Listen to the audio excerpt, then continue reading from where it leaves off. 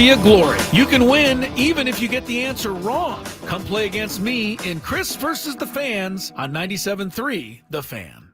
KWFN and KWFN HD1 San Diego. This is Fernando Tatis Jr. A leadoff home run for Fernando. Second pitch of the night. The Padres play here on San Diego's #1 sports station. 97.3 The Fan and Odyssey Sports Station. The workday is coming to an end. It is 5 o'clock. I will see you all tomorrow. But Gwynn and Chris are just getting started. Sports talk it is. Your hosts, Tony Gwynn Jr. You know what? It fits in line with your like of sports. and Chris Ello. Kind of rooting for you in the Fantabulous Sports Game Show until a moment ago. Now I hope you get your butt wiped again. Oh, well, that means something else. It's time to get you up to speed on all things sports. Yes! With plenty of nonsense in between. Oh, look! Here comes our fearless producer! Gwynn and Chris starts right now on 97.3 The Fan. First pitch, Ramin swings, lines it into center field. That'll do it. Freddie Fermin walks it off as Bryce Johnson scores, and the Padres are headed back to the playoffs in 2025. It was never going to be easy, but the Padres walk it off in the best possible way.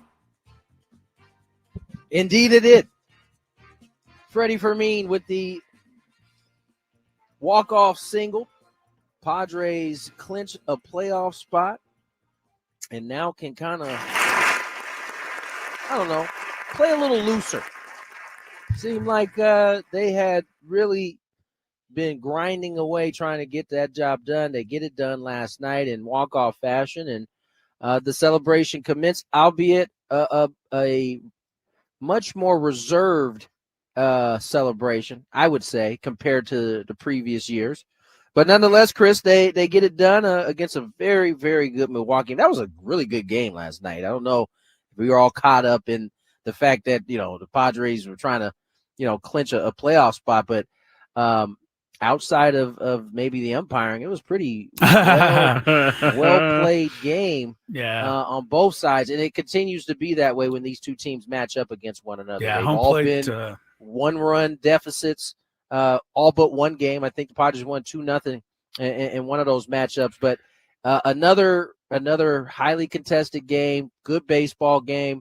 Padres came out on top, though, Chris. Yeah, a couple of things, Tony. First of all, great job by you last night down in the locker room. I posted as many pictures as I could on Twitter. I know Scraby's. Can you send me some of the pictures? Sure. I mean, Scraby got the video. I don't have it. I want some still shots. Yeah, I'll too, get you some shots, but Thank you, sir. I think everybody's got to look at Tony's outfit first of all. I think Boy you're was set for prepared. Halloween. I think you're set for Halloween, Tony. Just wear The that boy was around. prepared. He's gonna be the guy from I Know What You Did Last Summer. Yeah, no kidding, man. You wear that for Halloween, they may arrest you. But The black version. Chris, there was he was an on actual. the prowl last night, getting interviews and doing a great job down in the locker room. There was an ordeal with the outfit before everybody came in because Tony was wearing like a clear poncho. So and he said no. shout out to the TV crew. Oh wait, what? They didn't hooked let him wear. They didn't want you to wear a clear poncho. No. I had a clear, cheap poncho. One of the ones that look, It's like a pretty thin. Ziploc bag. Okay, yeah. I was offered one of these really nice button-up ones, a little thick. They even had the button on the sleeve so I could tighten my sleeve so the water. My goodness, yeah. Liquid wouldn't. It didn't work, by the way, but nonetheless, I was prepared. I had goggles. Oh no, you were totally. You were so incognito though in your outfit. I came down to the locker room and I couldn't find you. And the locker room's not that big, and I'm trying to locate you. And finally, Sam Levitt was able to direct me over where you were. But very good job. You got all the interviews, and I hope people tuned in last night. We'll play some of those today. I know Manny you got, and Jake and AJ Preller, and it's good to see everybody happy. It really is. I do want to talk about the game itself for just a second because I turned to Scraby late in the game because we were watching upstairs. I said, you know what? If this wasn't a clinching game, this is a great game. It was just a great game. There were chances to score every inning, runners left on base, big hits, and great two-out stuff, plays. defense. I don't know, Jake made an incredible play on a diving backhand. And then I think it was Monasterio from Milwaukee saved the game. So it was a great game. And so those are, to me, it's a fun to win it that way. But it's just good to see everybody happy. I mean, look, I've been going through this morning. I mean, back in April, lost 4 in a row. There's a May stretch, lost 6 in a row. There's one in June, lost 6 out of 7. Then you go into the second half of the season, and we know, that started to fall apart a little bit. And, I just, from my perspective, and I'm sure from yours, Tony and Scraby, a 4-game streak here, a 5-game streak, and swept by Baltimore and all these things that happen. At the end, you come out in the sun. You did it. You came out on top at the end of all of it. And, it was a struggle. I think you said it right in your commentary right there after the final out, Tony. And that is, it was never going to be easy. And it wasn't. But that sometimes makes it all the more worthwhile when you're done. Yeah, I mean, listen, we do this to ourselves every year, right? Yeah. I think we go through the course of the season and they'll have a 6-game losing streak, and we all freak out. And they go to the next month, they lose 6 or 7, and we all freak out. But then at the end, you look up, you're in the playoffs again for the first back-to-back for the first time in 19 years. And so I think that this team I think they recognize the difficulty in their season this year and that it didn't go smooth. I mean, at no point did it ever really feel, outside of Nick Pivetta, that they've had their pitching staff set.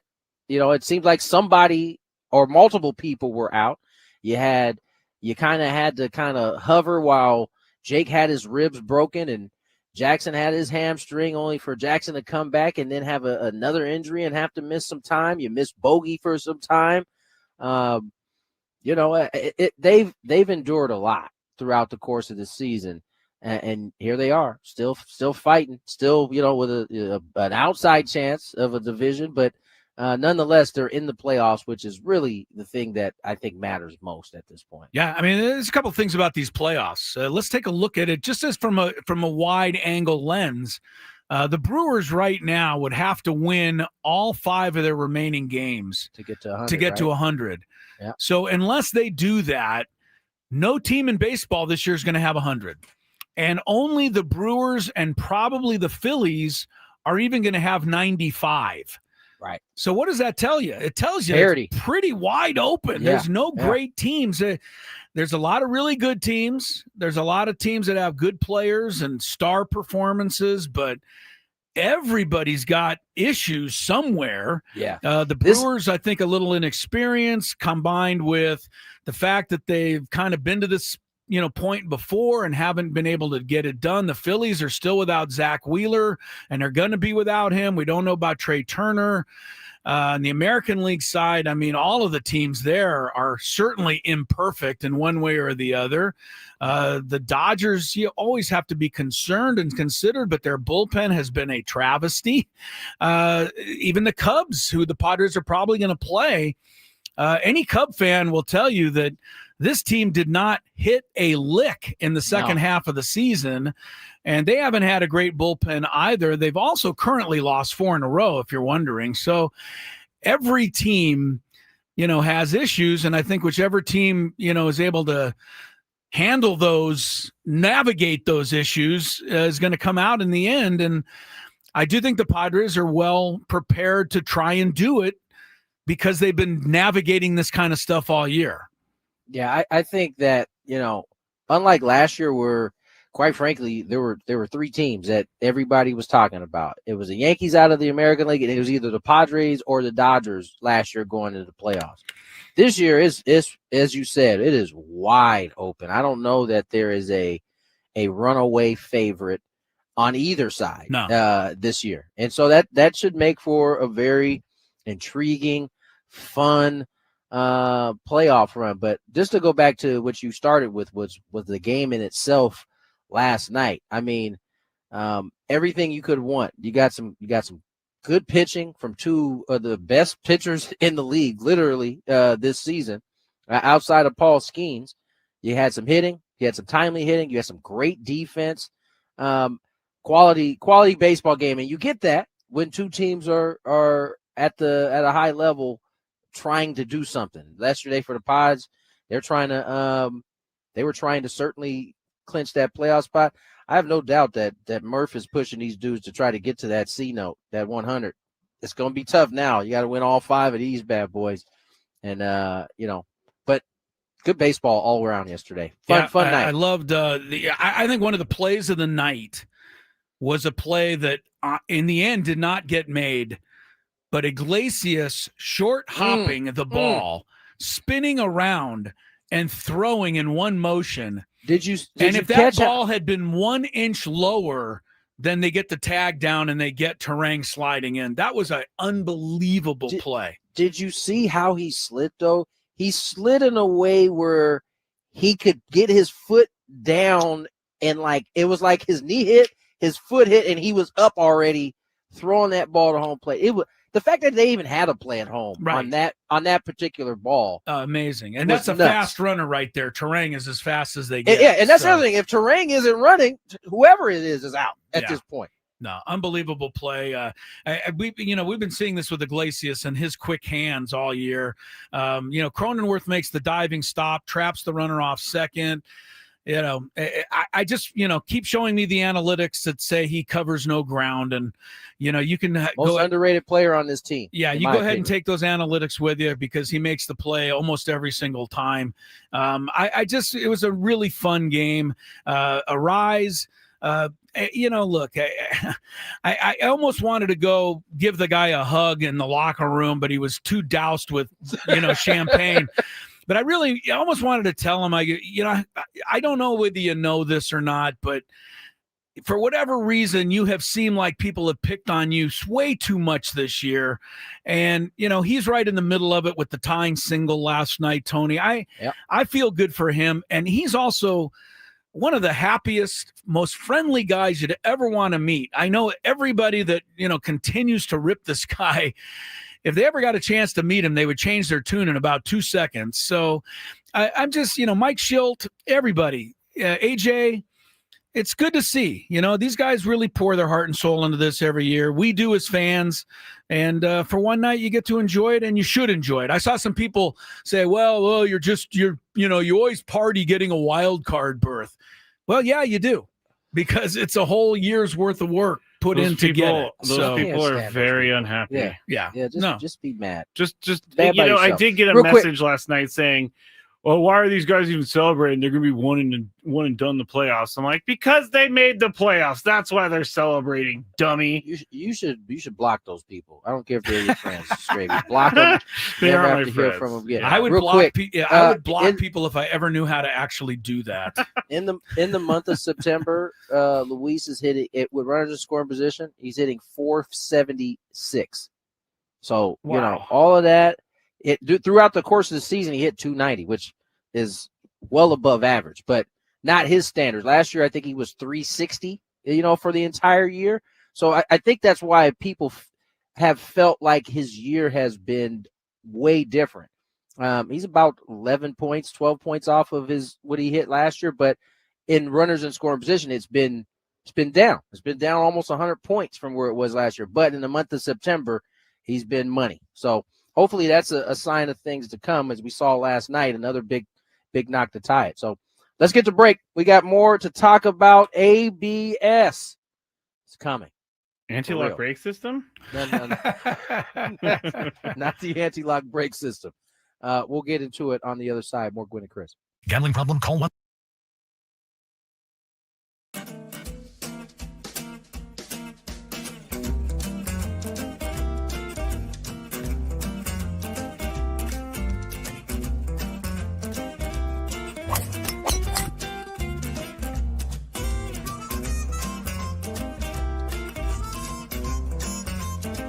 These things, it even tells you, hey, there's a canyon over here, don't hit it here.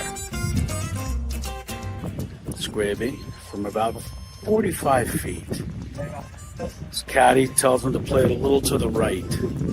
He's been playing well so far today. Fourth hole. Nice smooth delivery. Hit it too hard.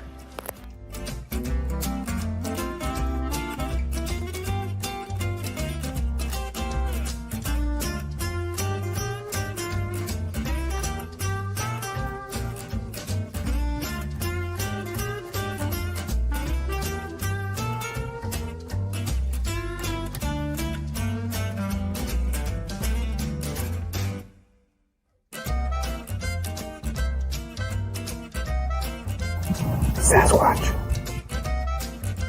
So Chris says that he can't play golf, but this is the second birdie putt he's made for us. This time it was like 20 feet. Thank you very much, Greg. But once again, you're hitting some very nice shots as well. I'm not used to complimentary to you, but can't help but be complimentary. Your shot making. With my what? Your shot making. You hit some.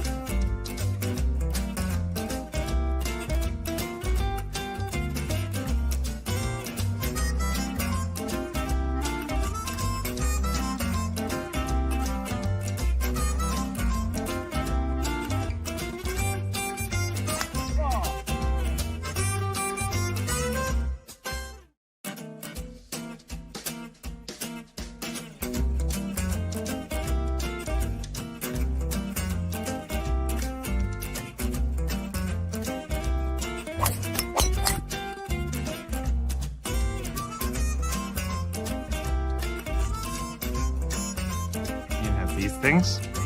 It even tells you, hey, there's a canyon over here. Don't hit it here. Scraby from about 45 feet. His caddy tells him to play it a little to the right. He's been playing well so far today. Fourth hole. Nice smooth delivery. Hit it too hard.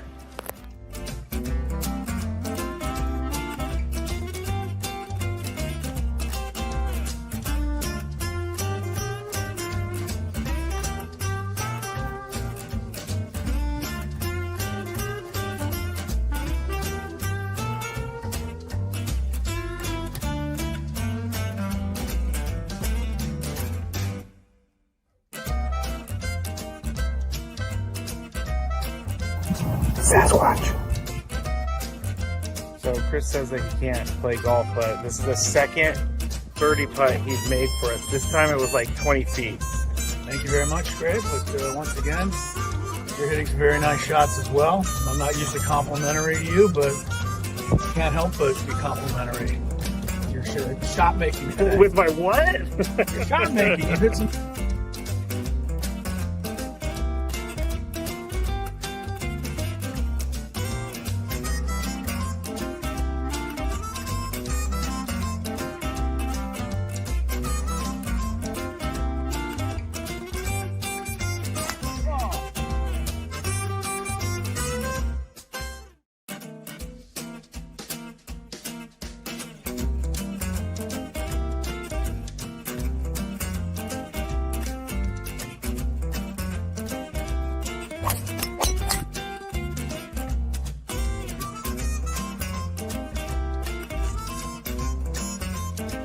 These things.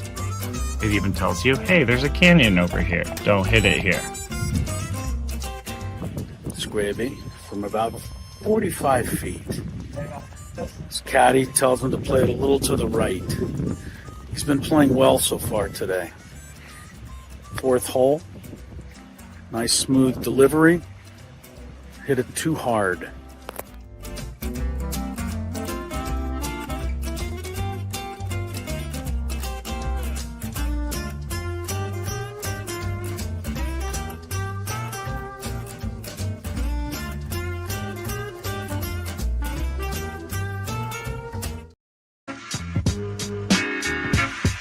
All I can say is I love you, I'm proud of you.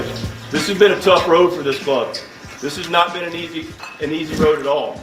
It usually never is, but this has been a grinding son of a and you guys are some tough dogs. You guys are some bad dudes, and I love you and I respect the heck out of you. Tonight's indicative of it. If you fight like you did tonight, no one will beat us. Mike Schilt summed it up pretty well there. And if you're wondering, by the way, why you don't hear a lot of complaints from the players about Mike Schilt, there's your answer right there, Tony Gwynn Jr. He believes in these guys, and that wasn't just speak from him last night as much as it was continuing a message that he has been passing along all year. And so those are not hollow words to anybody. No, that's how he talks all the time. And so that's why those dudes will run through a brick wall for him. And, you know, they pay no attention to the chatter outside. Maybe Mike does more than the players do. But certainly those guys, they don't care what we all have to say and how our feelings are about a certain way things are done, because they trust Mike Schilt. They trust Ruben Niebla. They trust AJ Preller. And you know, I think sometimes when, you know, all the time, I think this is across the board for every family that you are a part of, right? You're around each other enough, you're going to be annoyed, you're going to have some arguments, some things are going to pop up, you feeling away, but ultimately they know when it gets down to it, who's got their back. And that's what you heard from Mike there, as I said, is something he's been saying all year. That's how he talks to each and every one of those guys. There's not a player on that team that he doesn't have an individual relationship with, from the first guy to the 26th guy or 27th guy, whatever it is right now. But yeah, I think that's what you heard right there. Yeah, it was a great speech. I mean, I could listen to it over and over again. And, you know, you talked about the 26th guy on the team, Tony, whoever that might be. We were talking about some of the great plays last night. We were remiss in not mentioning Bryce Johnson's remarkable diving catch down the left field line. That was so good, it broke the famous star. Hanging a star from the booth. It broke the star. What happened there? Not only did it break the star, right, but it threw. I was rattled from the star being broke. So when Jake made that play in the 10th, I had to ad-lib and just kind of grab the short string, and no one saw it, I think, because it didn't really hang out the window. So he got a star on that too. I don't know if anybody's noticed it. Okay, I went to grab the pole again, and then I realized it was broke. So then I had to kind of figure it out from there. Chris and I look over. Yeah, the star looked like it landed on some poor guy's head down there. And Tony's like out the window trying to get the star. Yeah, it was a production. Thankfully, the fans were there to help give me the star back so that we could. That's kind of put it together again. That could have been a disaster. That's a memorabilia item right there. You know what? Right? If somebody would run off with there are people out there that would have not given that star back. Like, are you kidding me? I'm keeping this thing? If somebody would run off with the star, I see Dave Marcus flying out of the booth. Oh, look, we got to get a sneak peek of what's happening up there with Mr. Marcus. Oh, is he fixing it right now? Oh, he is. Oh, let's He's got a real rope, not yarn like we've been using for the last 27 years. No kidding. You know, the star's been there for 25 years. It's put together with like, you know, something from it does Walmart have like or Scotch something. tape on it. For how important the star is, it's not an important prop. You would think we have one fan somewhere who is, you know, would be capable of putting the star together in a way that it. That's would be how we solid. got it originally. Was somebody in like their class put one together, and it has lasted, I don't know, 30 years at least. That's at least. insane. Yeah. And it, by the way, it didn't. I shouldn't say that it lasted. It has been, I don't know how the best way. It has been seen better days. I mean, there's so much that's Scotch tape, electric tape on this bad boy. Can we talk about the fact that he got that rope at the serial killer store? Did he get like a real rope that just looks like it's he got the whole serial killer kit. Oh my goodness. He's got scissors, black tape, rope. Where's his They tarp? call him the Hang-a-Star Killer. The Hang-a-Star Killer. That is amazing. It does look like the freaking starter kit for serial killers. I think without bothering Tony and Jesse and everybody, somebody who actually knows what the hell they're doing ought to try to, you know, drop by below the booth one night and offer to fix this thing up once and for all. I don't think we need it. Dave Marcus is. You think you're counting on Dave? Okay. I'm counting on Dave. Listen, he had that thing. I don't know how that yarn stayed together as long as it did, quite frankly. Yeah. Well, the Star definitely got to work out last night as the Padres win a thriller 5-4. There is another game tonight, and it's certainly worth playing, at least for the time being, right? The Dodgers are 2.5 ahead. They still have to play, two really good teams on the road. They're playing at Arizona and then at Seattle. Arizona gives them fits, too. Sure. I mean, those are 6 games. Now, I'm saying conceivably, the Dodgers could lose 2 out of 3 in both those series. And if they do, the Padres could win the division by winning out. And again, it's a long shot, but to me, as long as it's there, you got to play for it. And, go out there, try and win another ball game tonight. So we'll have all of that stuff. Scraby is cobbled together some of Tony's really good interviews. Then we're going to have AJ Preller coming up here in the next segment. You'll hear AJ after the game last night, and you'll hear Manny a little later, and Jake Cronenworth a little later. So we'll have all that stuff. One other thing we should talk about, Tony, a bit of a developing situation, as it were, but certainly not, we didn't forget about him, but notably absent last night from the celebration, of course, was Fernando. He was there on FaceTime with a lot of the guys. And you said earlier that you thought the celebration was a little subdued. I thought, well, it might have just been because Fernando wasn't there. He normally leads the way. But, I at least read that they're doing some testing on him to make sure he's okay or doesn't have COVID. So this is something to keep a little eye on. Hopefully he'll be okay by the end of the week. But it's to me, the thing that stands out about that is how much different clubhouses are.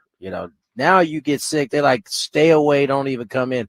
I don't know if that ever happened when I was playing. Like if you were sick, you still had to show up. Like and you had to be like,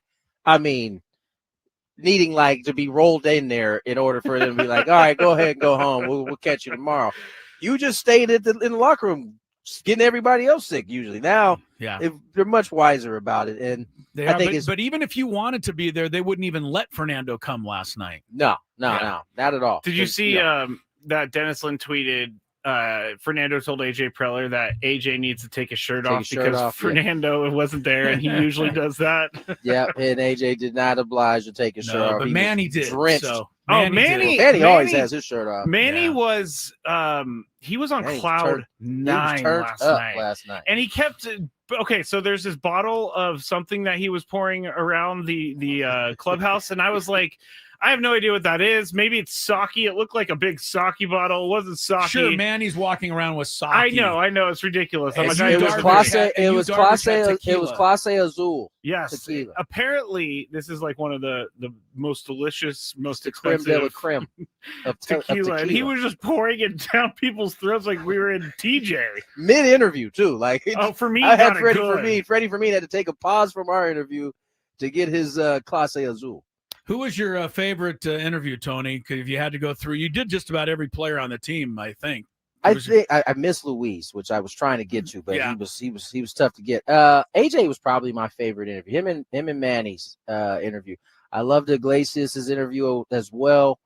But I'd say AJ was probably my favorite. I heard a lot of props for Estrada. I didn't see any of his interviews, but people said that he was a lot of fun after the game. He said something about tacos, I heard. See, I'm standing like 3 feet from Tony, but I have no idea what they're talking about. It was. I mean, if I didn't have that headphones on, I wouldn't have. I guess he said, where are the tacos at?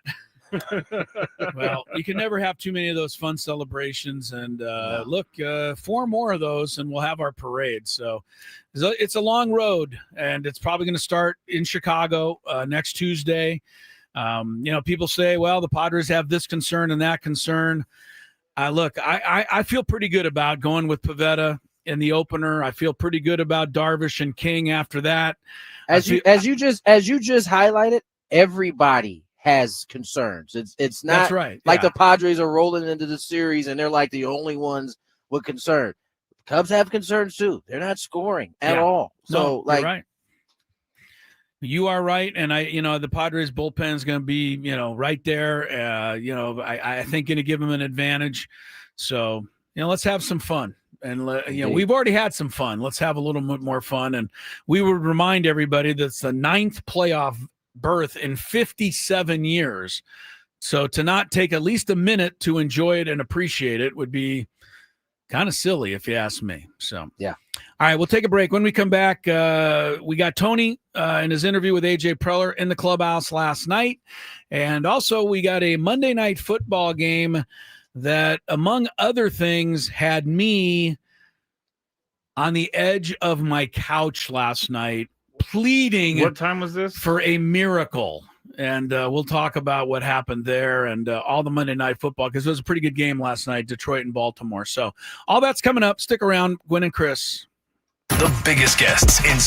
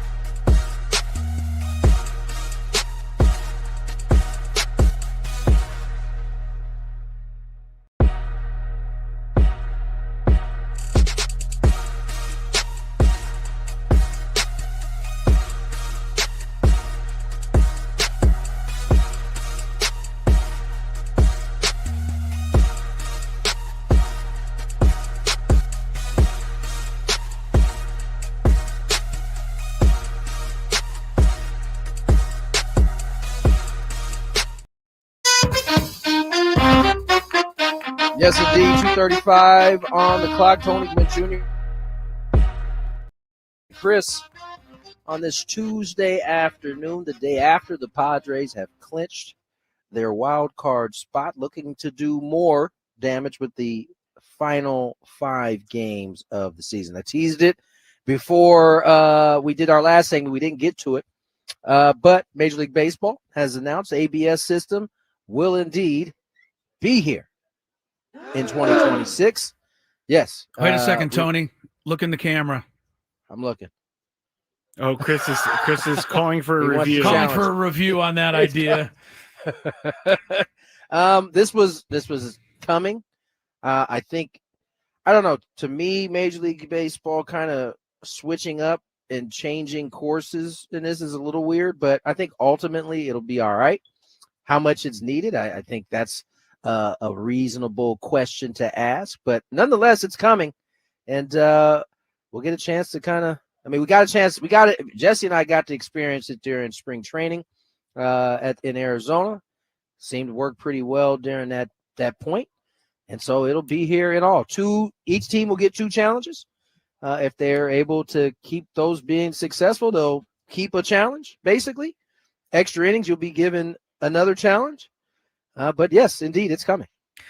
Yeah, we'll talk about it a little bit more. I know Scraby has it in the Big 5, so we'll get a little more detailed into it. I will say this. If you were either at the game or saw the game last night, it couldn't come too soon, right? I mean, yesterday might have been the reason why they announced it today. They might have said, we better announce this tomorrow. Yeah, we better announce this tomorrow. The poor who was it last night? Ortiz or Roberto something? Ortiz. Yeah, I kept having to go to my phone to show. Chris and I wanted to see where the pitch was, and I was like, he was missing a lot. It wasn't that he was missing a lot. I mean, a couple of them were atrocious. Like, I don't know how someone didn't curse him out right then and there. And if it wasn't such a important game or, 2 teams competing, someone probably would have got ejected last night. Yeah, it was that kind of night. So, we'll see. It's going to be an adjustment, but we said this about every other rule change. So for now, I'm giving baseball the benefit of the doubt, and I'm going to assume it's going to work next year. But I think it'll take teams at least through the month of April to figure out, exactly when and where they want to use it. Yeah. Because if you're wrong, I'm not saying it's going to happen, but let's say you try twice in the first inning and you're wrong both times. Now you're actually at a disadvantage now for the next 8 innings. So teams will have to, figure all that out. But I think it's going to work. Nowadays, I think when we first got the challenge for some of the other replays, everybody would just challenge when they could. Now you very rarely see early inning challenges. That kind of has evolved as, you don't want to blow your challenge in the first or second inning. You'd rather have it late or a little bit later at least. And that kind of, you see a lot more calls that are questionable not get challenged in the first couple innings. And that comes from, experience of having it. So I think you're right. It's going to evolve. People are going to figure out best ways to use it. But it's coming nonetheless. Get ready. Yeah. More changes in baseball. Get ready. Yeah. Scrabe, are we doing an interview right here? We doing AJ? I thought, because I went through some of your interviews this morning, and I thought you and AJ had a really good conversation because AJ is kind of the behind the scenes guy, even though his name's all over it.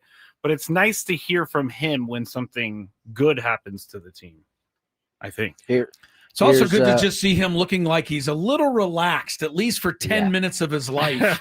He can put a smile on his face and, kind of let his guard down a little bit, Tony. Yeah, he doesn't do that very often. No, and, of course. I think that's just kind of how GMs are built in general. They don't really let you in, and probably for good reason. probably for good reason. But we did get a chance to talk. Here's that interview from last night. AJ, this season started off amazingly well, and it kind of had to tread water there in the middle part of the season. You go out, you make the moves to improve this ball club. Is this part of what you envisioned when you went out and made those moves? Yeah, I think, we played great ball to start the season. Hopefully we start the year and end the year playing our best ball of the year. And, I think the deadline, we need to round the club out. So we thought we had a team that could get to this point. probably, knew we needed some reinforcements. Our baseball ops team did a great job. I think seeing Freddie get the big hit tonight was fun to watch. I think it was all part of the puzzle, honestly, just rounding out the team. I mean, throughout the course of the season, different things that popped up in terms of what you guys needed to add or what you needed to improve. Talk about this coaching staff, because they seem to pull a lot of things out of guys that hadn't reached the potential that we've seen them reach this year. Yeah, I mean, you look at Gavin Sheets that comes here with the opportunity, talking to Schulte, Victor, Mike McCoy's done an unbelievable job with Gavin.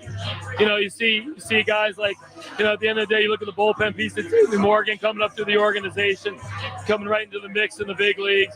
Schulte every day. It's every day to talk about what that baseball excellence looks like. It's a teaching class. The group is like, it's a thankless job. They're here at noon every day. They're the last guys to leave.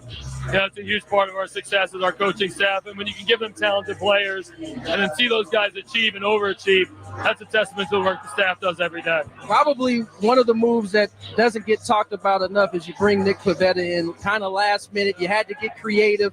Just talk about that signing and how big it was for this ball club. Yeah, it's kind of fitting he's on the mound today in a clinching game because he's been that guy all year long.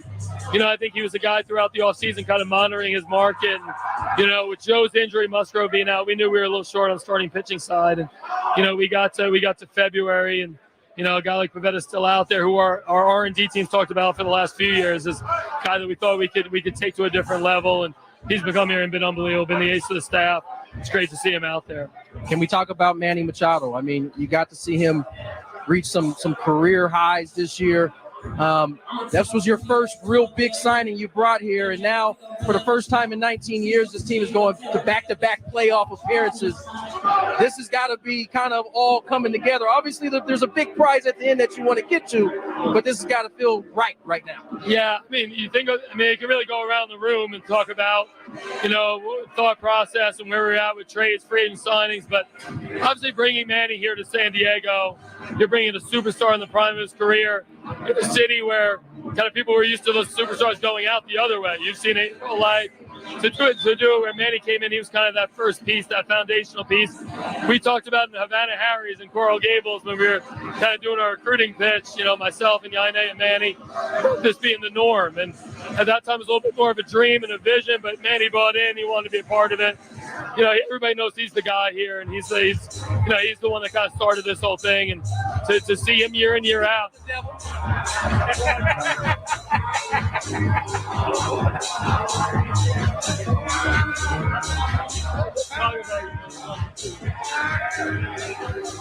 Sounds like Manny has intercepted AJ.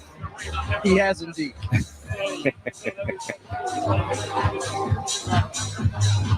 Last one. AJ, you have introduced a portion of Padre fans to some of the best years of Padre baseball. And as I said, I know there's an ultimate goal, but how do you feel? You've been kind of the one spearheading on that. I know you don't like to talk about yourself, but I think you got to on this one. I know Jesse and you talk about these being the golden years. That was the idea. And I think when Peter Ron sat down with our group in 2016, it was, hey, when we get to 2020, we want to be good year in, year out this decade. It's just fun to bring a lot of joy to the fans of San Diego. We have such a good organization, such a good group. It's great to be a part of it. Got some steps to do now. It's like getting in is the start. Now it's all about trying to win that World Series ring and go put a flag here in San Diego. Dry up. Enjoy yourself, brother. He definitely enjoyed himself. I don't know if he dried up, though, Tony. Yeah, no, he didn't. I didn't dry up, so there's no way he dried. Right. He had guys coming over, interrupting interviews to just dump more beer on him. It was for sure. It was perfect. Chris, I just want to ask you this because this happened a long time ago. You said it, and it just sticks in my head to this day. This was probably around 2020. It would have when the Padres first got there. We were doing a show, and you said something along the lines: "All I want is to be playing meaningful baseball in September." Yeah. And you fast forward from 2020 till now, Padres have played meaningful baseball in every one of those years come September. Now, in a couple of those years, it didn't end up rolling the right way, but all the games in September have been meaningful really since 2020. And having a back-to-back season, because going into the year, I also distinctly remember AJ talking about that being the next step, and it might have been one of the interviews with us, or it might have been with Ben and Woodsy, but he said that was the next step. It was like, can we do it back-to-back years? We've been doing it every other year. Can we do it in back-to-back? And they checked that box last night. You know, you and I have been doing it 8 years now, Tony, our 8th season of Padre baseball. We've had this show, and we haven't had to do a fill-in. You know, what are we going to talk about today? Because there's no Padres for 7 years.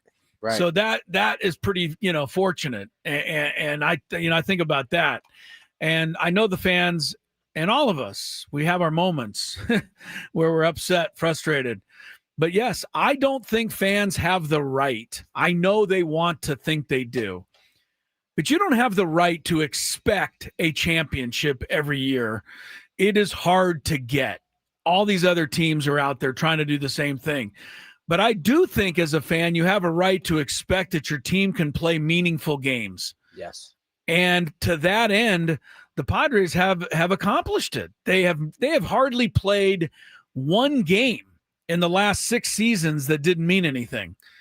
And I just think that's great. And you look at the fans have returned the favor. Let's not forget, last night was the 67th sellout out of 79 home games. So, you fans right there every step of the way. And I saw a couple of things last night, Tony, that you tell me about often and I don't get to see, because I get to hear all the criticism of Arise and on and on and on, and the texts and the tweets. But when he was introduced before the game to get a Hustle Award, yep, he ran out on the field and there were 60,000 or 40,000 cheers for this guy. There was nobody booing him. It was total love and respect for one of our guys. So I really saw that. And when Nick Pivetta was taken out of the game, I saw people saluting his season, because they all knew I think our fans take an unfair criticism as, maybe these fans don't, the St. Louis fans are smart and these fans are smart. And hey, look, our fans knew what Nick Pivetta's meant to this team. And they showed it when he came out of that game. I noticed that too. It was different. It was more of a salute for the year, and that you're probably going to, next time you see him, is probably going to be on the mound in Chicago. You know what I'm saying? That'll be the next time you get a chance to see him pitch. And so, those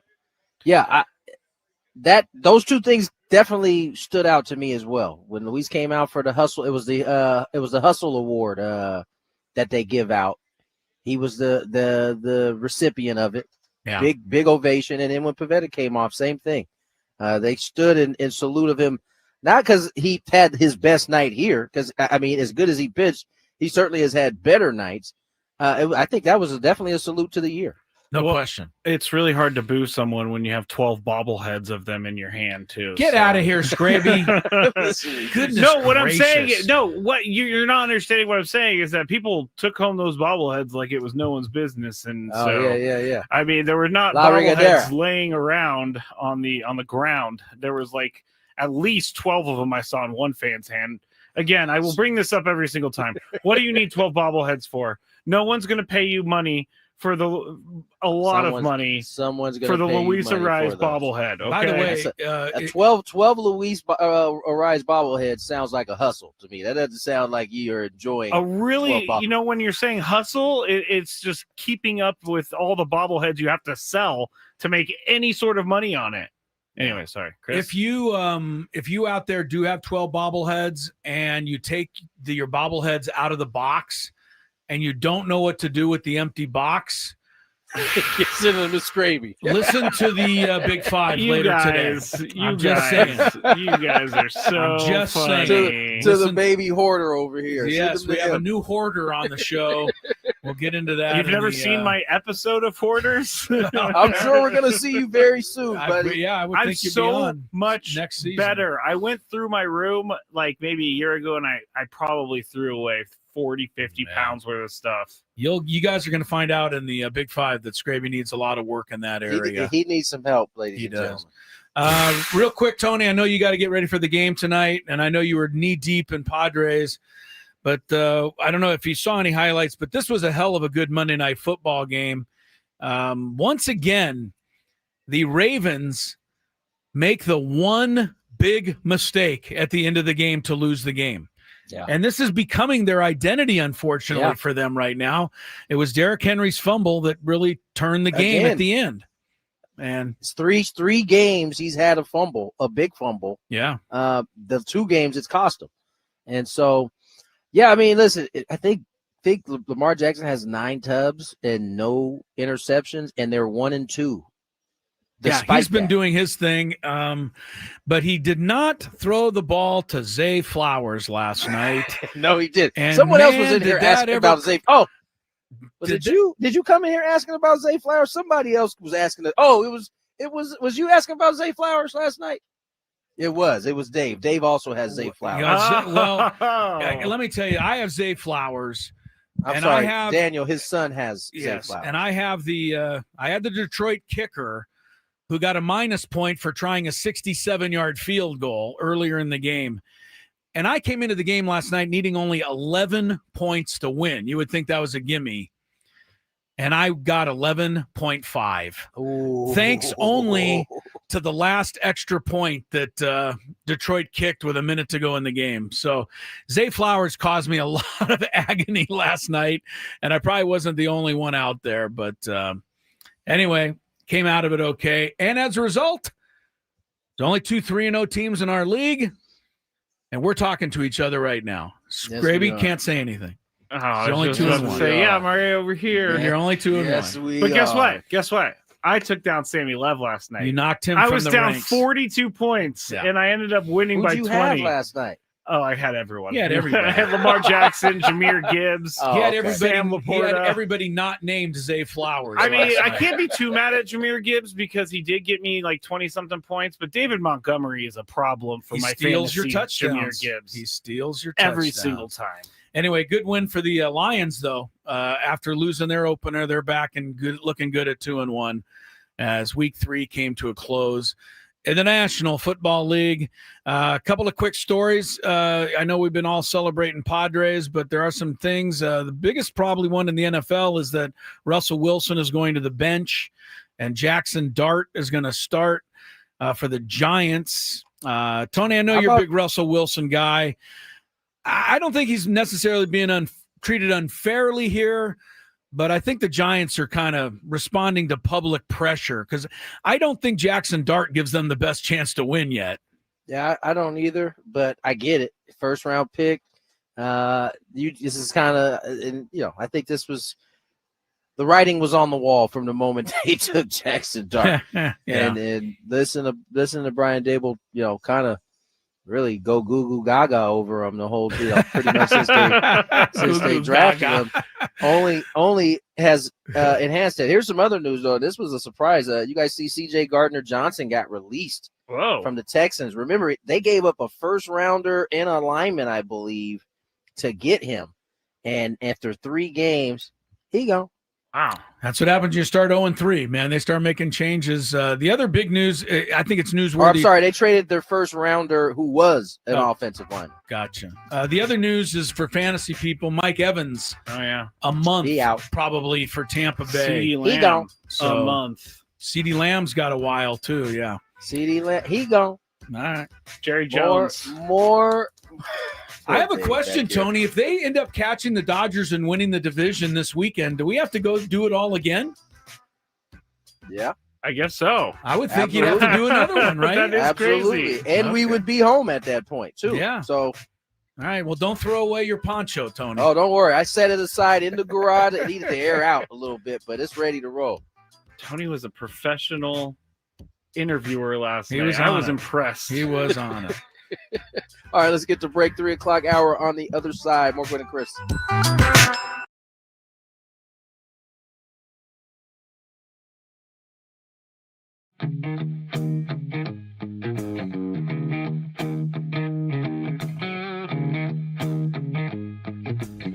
There's Roadrunner. Meet me. He doesn't like me. I guess I wouldn't like me either if I was chasing me.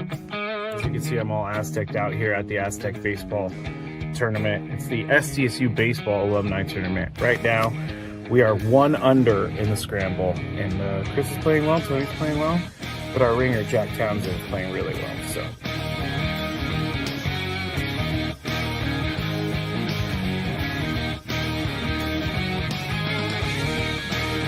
So Chris says that he can't play golf, but this is the second birdie putt he's made for us. This time it was like 20 feet.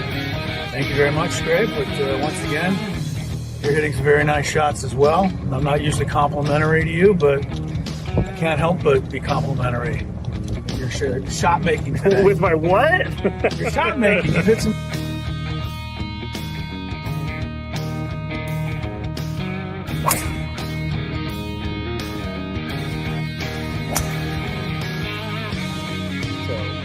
We are just through week 10 now, and it's getting really windy. Actually kind of cold. I'm not gonna lie, I know we're in San Diego, but we're 3 under as a group. We just got off of a birdie, and I just hit my defense.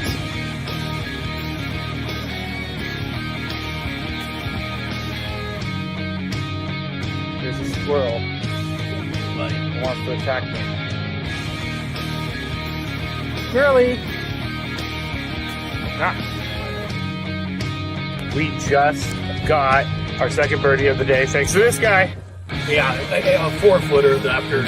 It was a 5-footer. After our pro drove it 300 to the front of the green and then chipped it within 5 feet. Uh-oh. Gravy, don't feed the animals. Don't feed the animals. I do feed animals, but Chris made a birdie putt. Leaving the golf course. And we ended up shooting 63 once. Everything was accounted for since it was a scramble, and we had an SDSU golf player, Jack Townsend. He was with us, and he did a lot for us. I think we shot 63 because of him, but we all had a good time.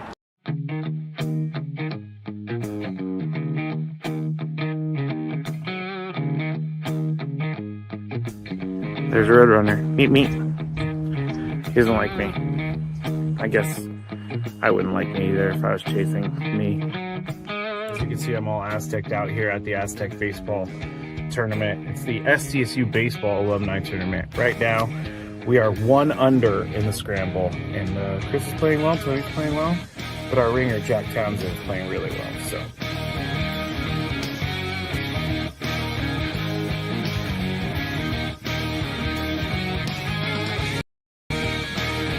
So Chris says that he can't play golf, but this is the second birdie putt he's made for us. This time it was like 20 feet. Thank you very much, Greg. But once again, you're hitting some very nice shots as well. I'm not usually complimentary to you, but I can't help but be complimentary. Your shot making today. With my what? Your shot making. You've hit some.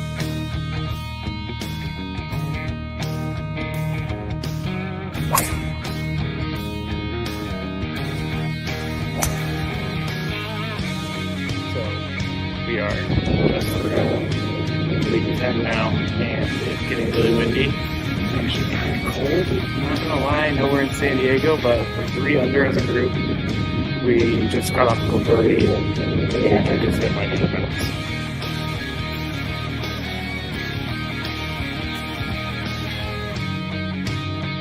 There's a squirrel. He wants to attack me. Squirrely! We just got our second birdie of the day thanks to this guy. Yeah, a 4-footer after. It was a 5-footer. After our pro drove it 300 to the front of the green and then chipped it within 5 feet. Uh-oh. Gravy, don't feed the animals. Don't feed the animals. I do feed animals, but Chris made a birdie putt. Leaving the golf course, and we ended up shooting 63 once. Everything was accounted for since it was a scramble, and we had an SDSU golf player, Jack Townsend. He was with us, and he did a lot for us. I think we shot 63 because of him, but we all had a good time.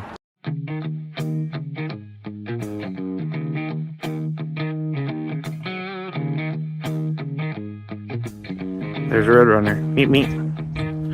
He doesn't like me. I guess I wouldn't like me either if I was chasing me.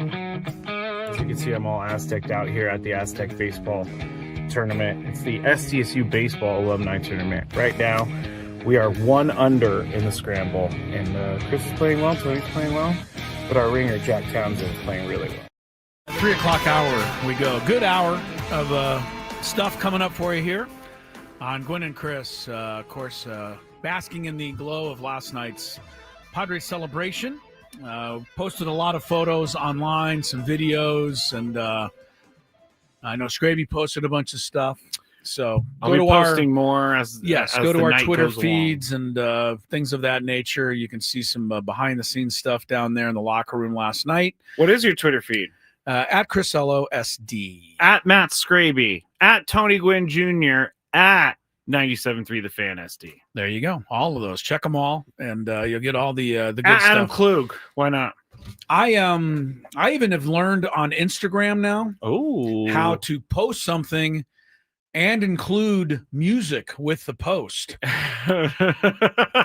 And now that I've learned how to do that, I'm a little dangerous. Oh no. Yes, I put a photo of Manny last night, and of course I chose one of my favorite groups, The Cars, singing Good Times Roll over my post of Manny Machado. I don't know why. I don't know why I imagined you posting that somewhere over the rainbow with the guy from Hawaii. I didn't post that. Can't remember his name, but I feel like that's the one song you play. I did not post that, but I'm learning. And so anyway, you want to see some stuff like that. We will hear Tony's interview with Manny from the clubhouse coming up in about 20 minutes. But right now, winners, losers, and there's some big games in Major League Baseball tonight. And we're going to get into that in the Daily Gambit.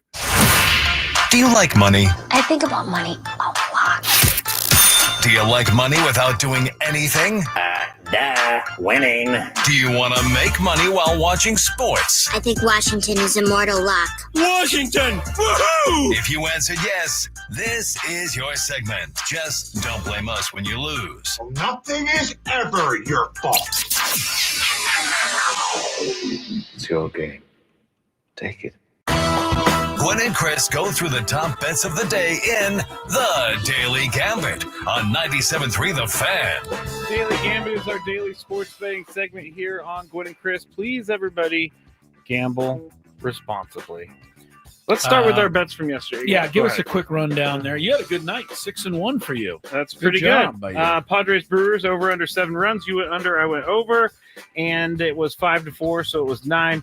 Chris and I sat next to each other during the game, the entire game, and that's the first time we've ever sat together to watch a game in the time we've been doing the show. I gotta say, I learned some stuff from Chris last night. I didn't necessarily tell him last night, but you would say things, and I'd be like, I didn't even think about that. So thank you, Chris. Thank you. There was one moment where the Padres got a man on base late in the game, and Scraby goes, well, we need a double here. And I said, I don't know if you've been watching this team this year, but we're probably going to bunt. And that's what we did. We bunted. It was exactly that. It was the good bunt bunt. The Iglesias bunt earlier in the game was not a good bunt. But anyway, it was over. More innings pitched, Pivetta or Freddie Peralta last night. We both went Pivetta. Pivetta went 5 2/3, and Peralta went 5. So we win that one. Brewers, did they score a run in the first inning? We both said no, and it was no. They got to know. Yeah, good job. The Ravens and the Lions over under 53.5 total points scored. We both went over. It was 38-30, so that means that they went over 68 points. Now, the next bet, Jared Goff minus 30 passing yards over or Lamar Jackson. We both chose Lamar. Jared Goff had 202 minus that 30, 172. Lamar Jackson had 288. He went 21 for 27, but you know what? He got sacked more times, I believe, last night than any time in his career. 7 times. That is a lot of times to sack. Lamar Jackson, that's hard. That's like catching a mosquito flying around in your room in a hand. Not easy getting him. It's not. The other thing is the Ravens have got to get back to running the football. That's what they do best. And pounding a little bit more, I think. I agree. The Ravens are a smash mouth team. I think so. And that's why they have Derrick Henry to be the smash mouth running back. Next bet, more rushing yards. Did Jahmyr Gibbs have more or Derrick Henry minus 30? Jahmyr Gibbs had 67. David Montgomery had 151. Yeah. But Derrick Henry had 50 minus that 30. So not even David close. Montgomery's my hero because if he doesn't score that who cares touchdown, then I don't get my last extra point. That's true. So thank you, David Montgomery. You chose Derrick Henry. I chose Gibbs. Zay Flowers over under 75.5. Not even close. What I did think he he have, had 2 for 13. Yeah. We both went over. Unbelievable. Yeah. Well, it happens. All right, let's get to tonight real quick. Like I said, you were 6-1. Good job by you. I was 4-3. Biggest game in baseball tonight is not the Padres. It's Detroit Tigers at Cleveland. That lead in the Central Division is 1 game now for the Tigers. And they're playing each other this week. And they're playing in Cleveland tonight. If Cleveland wins the division, it would be the biggest blown division lead in baseball history. How many games? 15.5. Wow. It's down to 1. I mean, the Guardians have unbelievable. What are they? 9? They've won 9 of their last 10. They're doing everything they can do to get back into it. Well, now they can tie it tonight, but they have to beat Skubal. Skubal's pitching for the Tigers tonight. Detroit's favored by 1.5 on the road. This is a really tough one because Skubal's so good, but Cleveland has all the momentum. I'm going to ride with the Tigers tonight to stave them off. I think Skubal in Cleveland. I'm going to go, I think the Tigers win, but the Guardians lose by 1. All right, so I'll take choose Cleveland.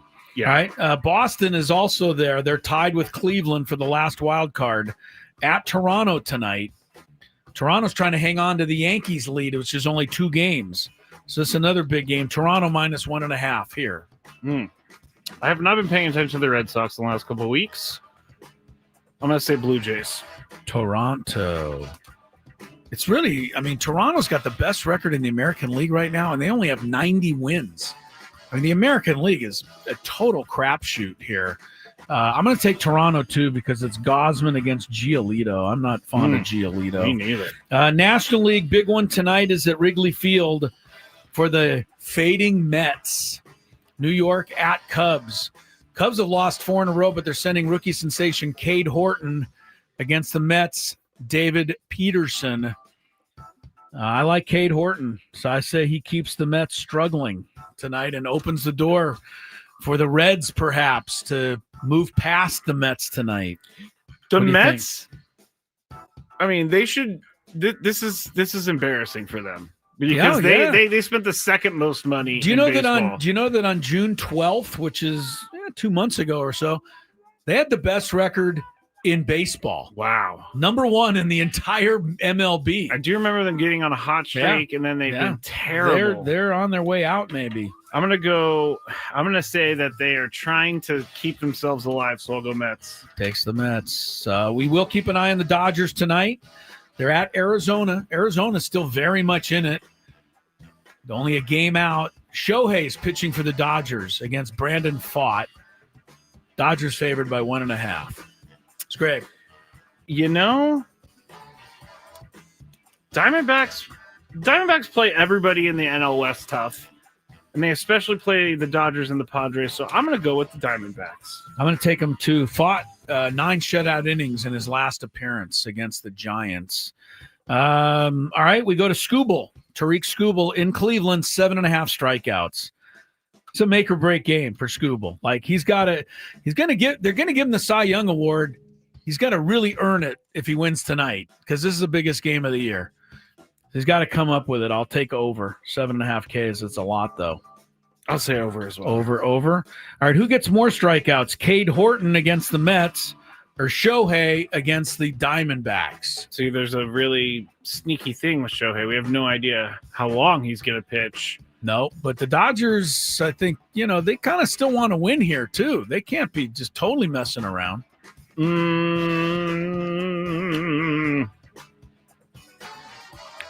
not going to pick Shohei. I'm going to go Horton. Cade Horton. All right, I'll take Ohtani. He'll go 5 innings, strike out 8. That'll be enough. All right, we have the WNBA playoffs continuing, semifinals tonight. Las Vegas Aces lost the first game at home to Indiana. Game 2 in Las Vegas. Aces by 9. Now, remember, Indiana won the first game. They did. You're getting 9 points. So I'll take Las Vegas because I don't see Indiana doing it again. This is desperate for the Aces. I'll take Las Vegas, but I don't like giving 9. How about you? I'm going to take the Caitlin Clarkless fever. You're kind of rooting for Indiana to win it all. To be better without her. But that would be pretty ironic if she's gonna. Is she gonna actually ride in the victory parade and take all the glory? She did play this season, but not for a long time. I mean, it's been a couple of months. She's been out for the year for a while. Pretty much, yeah. I mean, they get the victory parade, right? All the cameras would be on Caitlin Clark, even though she didn't even really contribute to it. That would be problematic. And I'm sure the camera people are like, please, let's not make it happen. All right. You'll take Indiana, though, tonight. And then Asia Wilson, who won her 4th MVP award this year, 25.5 points tonight for Las Vegas. Over or under Scrabe? Over. Yeah, that's what MVPs do. When their team has to win, they go over in a game like that. All right. There's some of the stuff for tonight. Padres Brewers, it'll be... By the way, I don't know a lot about Bruce Zimmerman, who's starting tonight for the Brew Crew. He owns the Men's Warehouse. Okay. You know who I'm talking about? What do you know? You're going to like the way you look. I guarantee it. Yeah, that was Mike Zimmer, wasn't it? Or Mr. Zimmer? Let me go look. I don't remember. Randy Vasquez is pitching for the Padres. I believe he owns the it was George Zimmer. George Zimmer. There you go.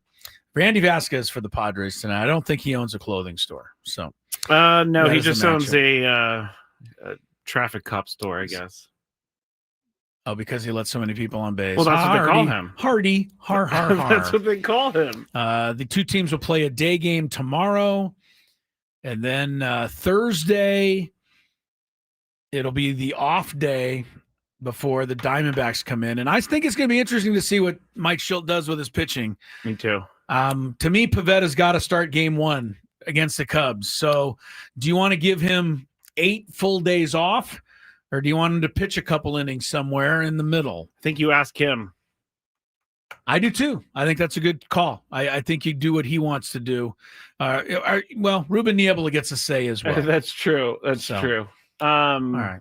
The Brandon has a great point for the parade thing with Caitlin Clark. She'll get to be at the parade as much as Joe Musgrove gets to be at the victory parade here. Yes, but Joe Musgrove will, although deserving of attention, would not be the focus of the national media. Whereas if Indiana wins the WNBA and they have a parade, everyone's going to want to hear from Caitlin Clark, and everyone's going to see Caitlin Clark. Yeah. Oh, yeah. Even though, ironically, she's not the one who's actually accomplishing what they're doing. That's where I think it's a little different for Joe Musgrove. No, you're right. And I think I would feel some type of way if I was a Caitlin Clark teammate. Yeah. I mean, these other players are getting the job done. But she's not going to the TV stations and being like, put the camera on me. They're doing it. It would still be problematic. True enough. Yeah. It's not her asking for the attention, but she's still getting it. All right, we'll take a break. Manny Machado. He was living it up last night for sure in the locker room. And Tony Gwynn Jr.'s interview with him follows some traffic here on 97.3 The Fan. Gwynn and Chris. From the 855 Get Ross Traffic Center.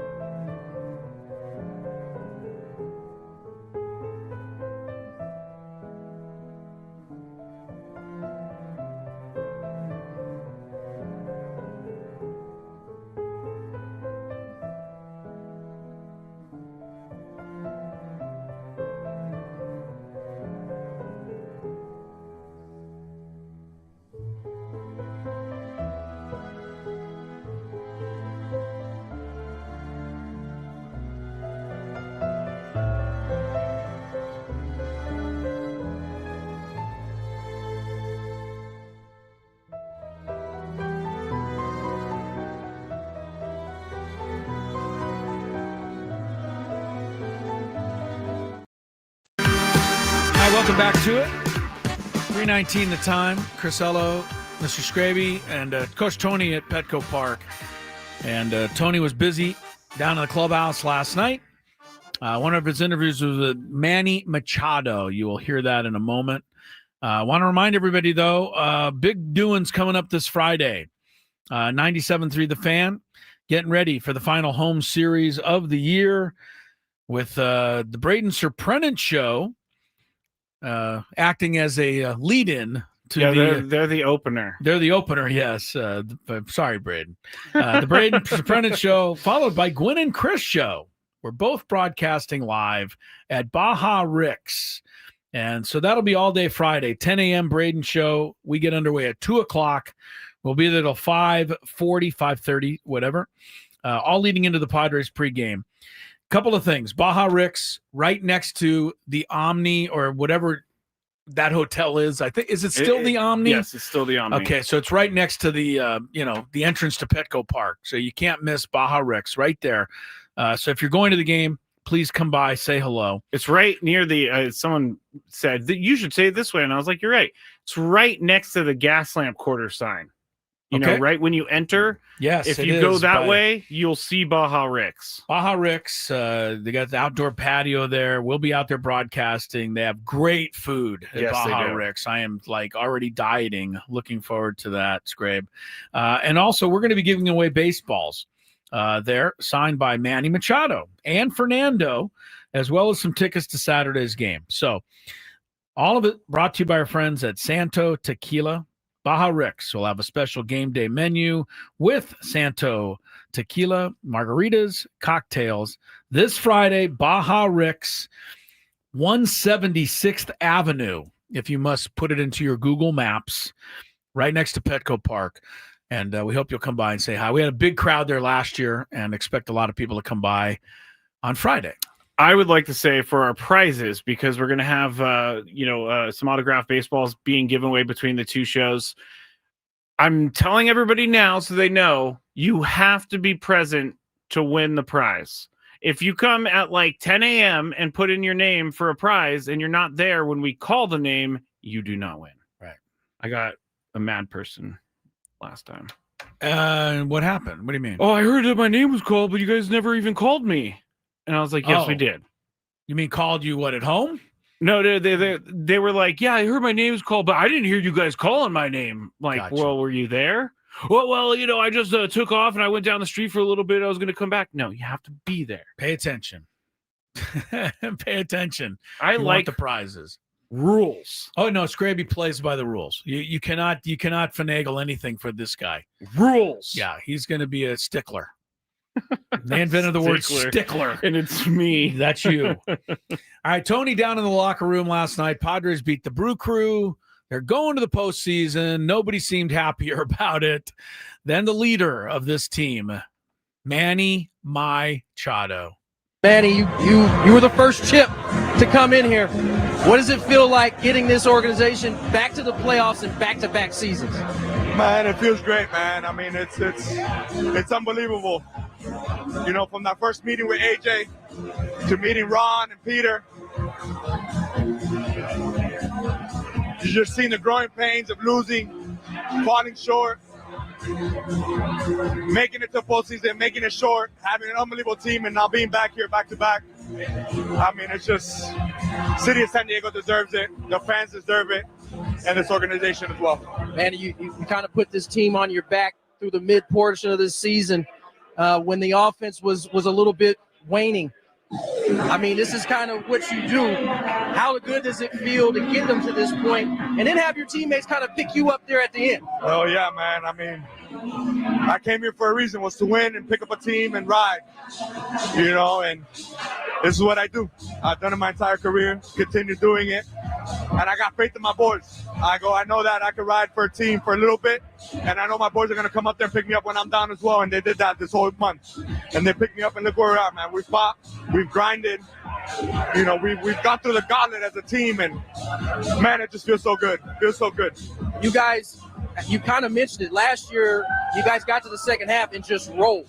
This year, it wasn't that easy. You guys had to really grind it out Does it make getting to this point that much more fulfilling when you had to work that hard to get there? I wouldn't say that because it's hard. I wouldn't say that, but man, it feels good to win. It feels good to win, to be back in this spot. And yeah, it hasn't been easy, but this team has fought. We fought since last year, and we're going to continue to do it. You guys got 5 more games to go against some opponents that obviously the Brewers are where they are. The Diamondbacks still in this bad boy. Yes, sir. What are you guys trying to accomplish in these last 5? We're not stopping. We're not stopping. Keep playing good baseball. We're going to continue to do it. You know, this isn't over. We got to get hot. We got to get going now. And we've been showing clips and going, but we got guys fully going. We got guys doing the things that need to get back to, and we're gonna get rolling. And when this business isn't finished, we got to continue to the end. Congratulations, my friend. Manny Machado, getting it done. What? They got it done. They did get it done. You could tell, and he got it done again. You could tell he's still how at 26 homers and 90-something RBIs. Well, and we gave up on him at least 30 times this season. So now he'll never make it this year. I never did.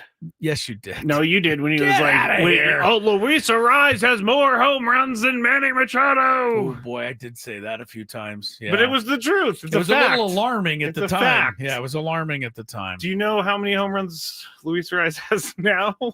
7? I think that sounds about right. Yeah, and I think he had 7 then when Manny had 6. He, I didn't know this, but his first at bat, he hit a home run, and they put it up on the scoreboard last night. His first career at bat. Yeah, his first career at bat, and he said he should have saved it because he doesn't hit many home runs, and so he hit his first one, and then he went on a drought for a little bit. You know, I told you this story, but in the locker room last night, I don't know any of the players personally. Oh, this is a great story. So I'm not running around hugging everybody, or nobody's coming up to me really. I think a lot of the players know my name or my voice or hear it on the radio, whatever they might, but I don't know any of these guys by sight. So I was walking around and all the players were wearing those October baseball shirts. Very cool shirts. So I thought I would take a picture of one of the shirts to, send out on Twitter or somewhere, post it. And anyway, Luis Arraez happened to be standing near me, and it was so loud in there, you can't hear too well. So I walked over and I said, hold up my camera like I wanted to take a picture, but I was holding it a little lower because trying to let him know that I really just wanted to take a picture of his shirt. And of course he's like, yeah, what do you need? And he's like trying to pose and everything. And I'm like, no. I just want your shirt. And he's like, oh, okay. It was very nice. He takes off his shirt and gives it to you. He didn't see that. But he just kind of stood like this. And so I took the picture of his shirt. And then I was done, and he just came over and gave me a big old hug and said, thank you. Yes. And I'm just telling you, the guy is nice. He's a great guy. Everyone loves this guy. And, I don't know. I understand the frustration with him this year. I get it. If he flies out to left field again, I'm tired of it too, okay? But I can't totally overlook what he means to this team. And the guys on this team love this guy. Mm-hmm. And, he's a big part of what they do. And if they're going to make it, he's going to have to be a big part, whether he's batting second or eighth. And, I know we all argued about it all year long, but I didn't make the lineup. Mike Schilt makes the lineup. And so if Luis Arraez is going to bat second, let's hope he hits 500 in the playoffs and, does what he is actually capable of doing. I think just hope I would be so happy if it happened. We were talking about last night before he had his hit that did it tie the game or tied the game? Yeah. So he had his hit and we were like thinking, what's going to happen here? Is he going to ground out or something? But Luis Arraez is a gamer. He shows up when he needs to show up. I hope and so. A lot of these guys do. I hope so. The WAR statistic doesn't think so. Luis Arraez is a 1.0 on the WAR. See, I will say like this, that though. makes him, as I call him sometimes jokingly, like the worst player in baseball, and he's just not. The one thing I will say that we noticed last night was early in the game there could have been a double play, but Luis Arraez is not tall enough to reach and get the ball, and that's not a joke. Like that's the truth. He came off the bag. He can only be as tall but as I'm he saying is. like that. Those are the. Freddie Freeman is like 6'5". He's able to get way up there. Well, look, those are plays that can't be made by Arraez Luis has Arraez. some limitations as a first baseman. But again, they have Ryan O'Hearn on this team, and he's taller, and he can play first base and plays it pretty well. And I hear it all the time. O'Hearn is way better than Luis at first base. Well, that's what everybody thinks. But apparently Mike Schilt and the staff don't think that. Because otherwise, Arise would just DH and O'Hearn would play first. But more times than not, they use Arise at first and O'Hearn DHs. So somebody must think he's, okay down there. Again, these are not my decisions. I'm just, you're shooting the messenger. Oh, I mean, I'm telling you that if they didn't think he could play first base and O'Hearn was way better, don't you think that's what they would do? Well, O'Hearn had to play right last night, so. Well, he was filling in for Fernando last night in right. Again, if you missed it on Fernando, illness was not there last night, and going through the battery of tests right now to see what it is. Hopefully not COVID related. And I do like that they're making him stay home, something that people in this room don't do when they're sick. What are you talking about? Yeah, exactly. Exactly. All right, when we come back, we're going to have some fun. We'll get away from the celebration just a little. Although one of these guys will be celebrating. It'll be Tony versus Scraby in the Fantabulous Sports Game Show. You'll learn some baseball stuff if you come back with us on 97.3 The Fan.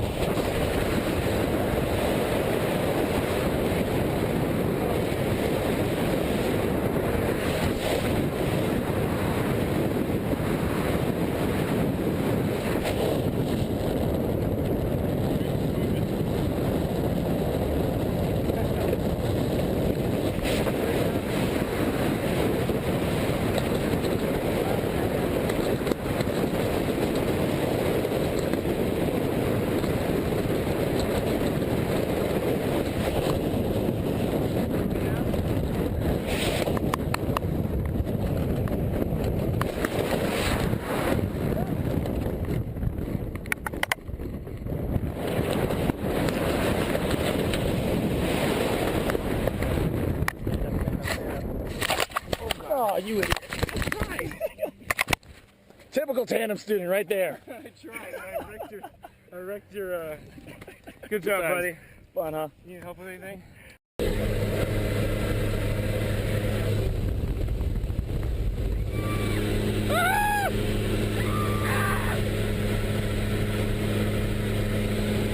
Okay, I'm nervous.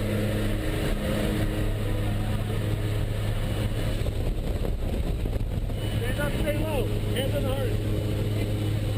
Stay low.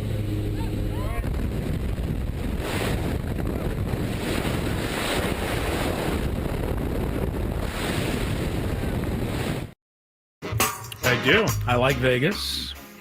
This hour, 97.3 The Fan is brought to you by Las Vegas, the Convention and Visitors Center. Vegas is turning it up this week. It's a fabulous 5-day sale. First ever citywide Vegas sale. Get this. You got 5 days this week to book your next getaway. I guess you save a whole bunch of money. Yes. That would be what a sale is. Yes, Chris, that's a sale. All right. Go to visit lasvegas.com. The sale ends Friday. Las Vegas. All right. Get that done. We're also happy to remind you that if you're a fan of Mediterranean food, Spiros. They did have Spiros. That was the media dinner last night, Scraby. That's awesome. All kinds of Spiros food lying everywhere. Had the rice out there. They had the chicken kebabs out there, the filet mignon. You got there before I did, or else I would have snuck some of that. It's looking good. Looking good. I didn't even have the free hot dogs last night. Yeah, I didn't either. Trying to eat better. I am too. And then I got home and I was starving. So I was like, did you sit at the game from 6:30 and get home at 11:30? You're like, you should eat somewhere, but I didn't. Yeah, neither did I. That wasn't smart. That's why you can always see Sammy Lev walking around the stadium looking for food. Yeah. All right. We got our Fantabulous Sports Game Show here. I do have one quick NFL note because I like to keep everybody up to date on fantasy stuff.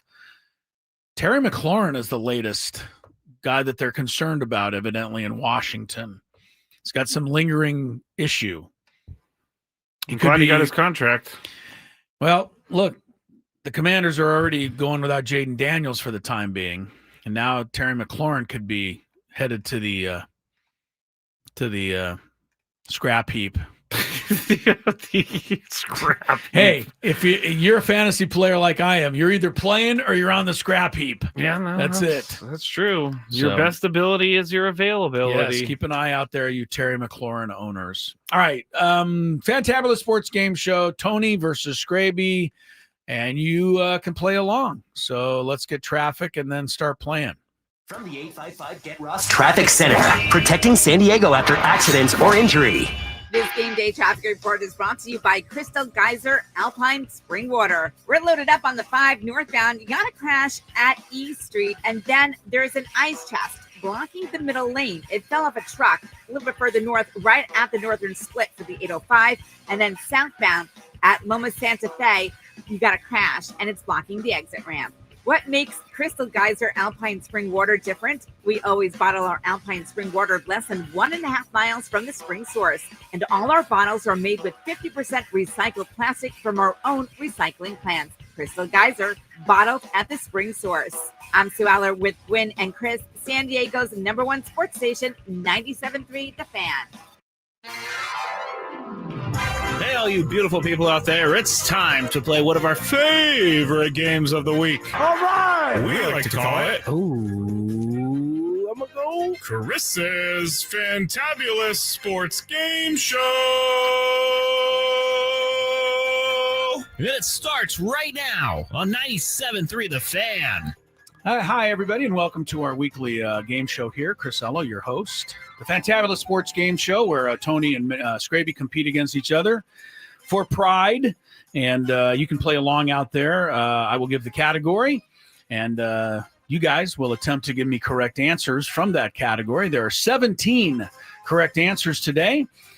You get one right, then the other player takes a turn. You keep exchanging correct answers until one of you get to 9 or until one of you get 3 wrong answers, in which case you'd strike out and lose at that point. Tony is back as defending champion after Scraby had borrowed the title for a week or so. Yeah. But here we go. I'll give you the category, guys. We'll get right to it. Padres, of course, everyone excited into the playoffs and getting ready now to try to make a World Series run. Since the Padres came into being in 1969, division play began. The Padres are one of only 6 teams that has not won the World Series in that span. On the other side of the spectrum, though, there are 17 teams that have won at least 2 World Series since divisional play began in 1969. Okay. Your job, name the 17 teams in baseball that have won multiple World Series championships since the Padres came into being back in 1969. Okay, everybody's got the category. I think it's pretty self-explanatory. I do too. Scraby, you're going to get the first guess unless you want to pass to Tony. No, I'm not going to. All right, give me a team with multiple World Series wins. I'll take the one Yankees. You'll take the Yankees off the board. How many do you think they've won, just for the I know in for total fun? they've won 27. Yeah, but since 1969, they lead the pack with 7 World Series championships, the last of which, though, came in 2009 against the Phillies. So it has been a bit of a drought for pinstripe fans. All right, Scraby's on the board. Tony, your turn for a... your turn, Tony. Your turn. Multi-pronounce. What is he looking at? So The Doyers. He's going to go with the Doyers. All right. Dodgers doesn't count, though. Yeah, Dodgers have won 4 since the divisional play, but I will point this out to Dodger haters. 2 of the 4 have been in shortened seasons. So 1981 was a strike shortened season, and of course 2020 was the COVID season, but Dodgers is still correct, and it's back to you, Scrape. Tied I'm at going to 1. go San Francisco Giants. Your guys, the Giants, 2010, 2012, 2014, right? Every other year there under Boch, and that is correct. The Gigantes. I had a feeling you would know that one. So Yes. 2-1 favor Scraby. 14 correct answers left, Tony. I often hear about it from my occasional partner, Don Orsillo, the Red Sox. Your partner, Don Orsillo. I wonder how many of these did he call? They won 4. I think he has 3. He's got 3 rings. Wow. 2004, they beat the Cardinals. 2007, they swept the Rockies. Yeah, and then 2013, again, the Cardinals. And then the Dodgers, they beat them in 2018. So 4 for the Red Sox. And it is pretty funny because Boston fans still complain that we never win anything. And I'm like, what are you talking about? You just won. You won a lot of stuff. All right, tied at 2 into the next round we go here. Scrape. The Atlanta Braves. Atlanta Braves, yes, that is correct. They squeaked in their second title. Barely got it in 2021, upsetting the Astros. The only other one they won was 1995, which was the bit of a strike-shortened year. Why do we talk about them like they're a team that because they were the best team in Because they baseball won the for division. all of those They have the years, record. but they only had Yeah. the They have one the- World Series until the Astro win. So yes, They that's have- good. It's good They for have you. the Scrape. record for most division titles. Right, they Consecutive won like division 15 in a titles. row and Yeah. only won 1 World I Series. think the Dodgers are like behind there. Had the second longest run, so Yeah. they got. That's why we talk about them. That's They like why. owned a decade. Yeah, but the Braves Dang. do have 2. All right, Dang. Tony's up, trailing 3-2. Oh, this is one of my favorites right here. All right. Oh wait, did they? Oh, we have a hesitation. Oh yeah. The now Miami Marlins. The Miami Marlins is correct. Yeah, I was Marlins. hoping he wasn't going to take that one. Marlins have been to 2 World Series, won them both. In 1997, they beat Cleveland. 2003, Josh Beckett finished off the Yankees. Marlins have hardly even ever been to the playoffs besides those 2 years, but they have 2 championships. Tied at 3, 11 correct answers to go. Scrape. The Cardinals. Cardinals, good guess there, and it's correct. Tony La Russa won 2 of those, and the previous one was way back in 1982 when Whitey Herzog's team beat Milwaukee. Cardinals also over the Tigers in 06, the Rangers in 11. So that is correct. Cardinals. 4-3 lead for Scraby. No incorrect answers yet. 10 remaining. Tony.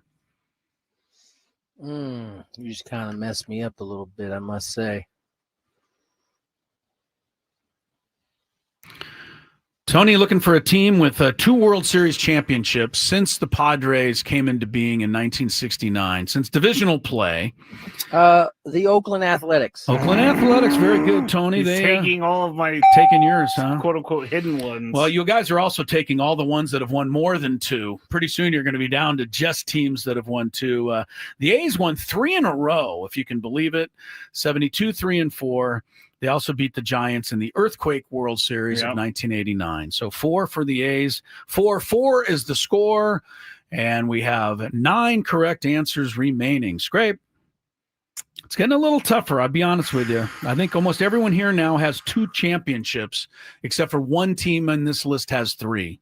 I believe the Asterisks. Gonna go with the Asterisks. Well, they do. They have 1.5. They got the 22 real championship over the Phillies, and the Asterisk won over the Dodgers in 17. That is correct, Scrape. Good job. Houston Asterisks keep you alive. It is 5-4. Scraby, 8 correct answers left. Still no strikes. Tony. The Reds. The Rojos, Los Rojos. Yep, they have 3. They're the one with 3. The Big Red Machine won in 75 and 76. They also upset and swept the powerful A's in 1990. So it is 5-5. There are 7 correct, and all 7 are 2-time winners only. So it's getting a little tougher here. Yeah. As we try to find baseball teams with 2 World Series championships since divisional play. Now, and when the Padres came in 1969. Do teams that have moved? Yes, everything is one franchise only. Okay. So if you moved, you're the same franchise. I will take the Nationals. The Nationals, that is going to be the first strike of the game. The Expos never won? No, the Expos never won. I'm sorry to say. I was too young. When did the Expos move? They came, they came in the same year as the Padres did in 1969. I don't remember what year they moved, honestly. I was about 05, something like that, but maybe a little later. Anyway, they did not win as the Expos. Of age to remember this. Yeah, never won as the Expos. The Nationals did win in 2019, but that is the first strike. All right, Tony gets a chance to take his first lead. Tied at 5 with 7 correct answers remaining. Tony, teams that have won 2 World Series since divisional play started in 1969. How about... And everyone on this list won exactly 2. You missed this guess. Yeah. Oh, I didn't. Did I miss your guess? Yep. Royals, KC Royals. Yeah, one of the not exactly one of the great franchises, but they do have 2. 1985, they beat the Cardinals, and then the Mets, led by the great Eric Hosmer in 2015. The Royals won that one. Sorry. So Tony now leads 6-5. 6 correct answers left. Scraby under the gun with 1 strike, and he's thinking very, very hard. I think I just hurt my brain. Yeah, you look like you may have. You need to find a team with 2 World Series titles. I don't know why this is popping in my head, but it's popping in my head. Popping in, and you're going to go with it, huh? The Twins. The Twins, another very successful franchise. And they did win 2 World Series. What was the second one? They won 1987. They beat the Cardinals, came back in 1991 with that classic World Series win over the Braves, where Jack Morris pitched the last game. 10 innings, 1-0 in Game 7. Old Jack Morris. Yeah, right. I think if your name's Jack Morris, you're always just old Jack Morris kept you alive, though, Scrabe. We're tied at 6. I love you, Jack. Attaboy, Jack. We're down to 5 correct answers left. Tony Gwynn Jr., they're getting tighter and harder to come by here. Blue Jays, correct indeed. Back-to-back for the Blue Jays. 1992 over the Braves, 1993 over the Phillies. Those were the Roberto Alomar. Joe Carter hit the walk-off homer in 93. And Tony takes a 7-6 lead. Only 4 correct answers remaining. You know what's hard about picking these teams that have won 2 or more titles since 1969, Chris? Is it that was before your time? Yeah, 16 years before I was born. What year were you both born? Of our times, buddy. Yeah, but you grew up in a baseball museum. Before both of our times, buddy. What year were you born? I'm just 85. 85. All right. Yeah. Go ahead. I don't want to give any clues. He says, yeah. I don't want to give any clues, but all right, I'm just gonna have to bank on this team winning having 2. All right, because they've been around forever. All right. So they were established in 1969. Los Tigres. Los Tigres beat the Padres 1984. And did they win one with Justin Verlander? They did not. And their previous one to the Padres was 1968, the year before divisional play. So you missed it by 1 year, Scrabe. I'm sorry, that is a buzzer incorrect. The Tigers did not do it. Oh, the fans are restless on this one. It's pretty tough. Booing me on that one. Sorry about that, fans. Man, how bad are the Tigers that they've been around for like 1,000 years and they've they got one at least. 3-5. Tony leads 7-6. Tony's giving me this look like he's about to end it. Well, he's got a chance to go up by 2, but these last 4 could be tough. We'll see. I'm racking my brain right now. Yeah, these last 4 could be tough. We got 4 correct answers is all that's left on this list. Tony needs 1, but he's ahead right now, 7-6.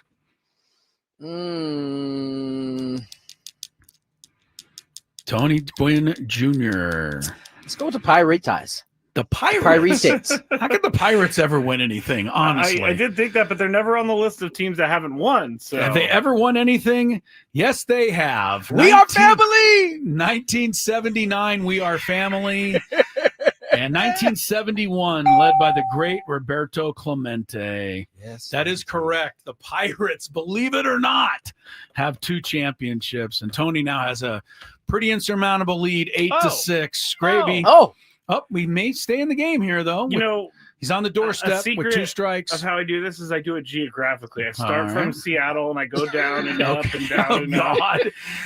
You're traveling the country. Yes, and this one was up the road. The Angels. The Angels, of course, that would keep you in the game. They've only won 1. Yeah, the Angels only won their 1 over San Francisco in 2002.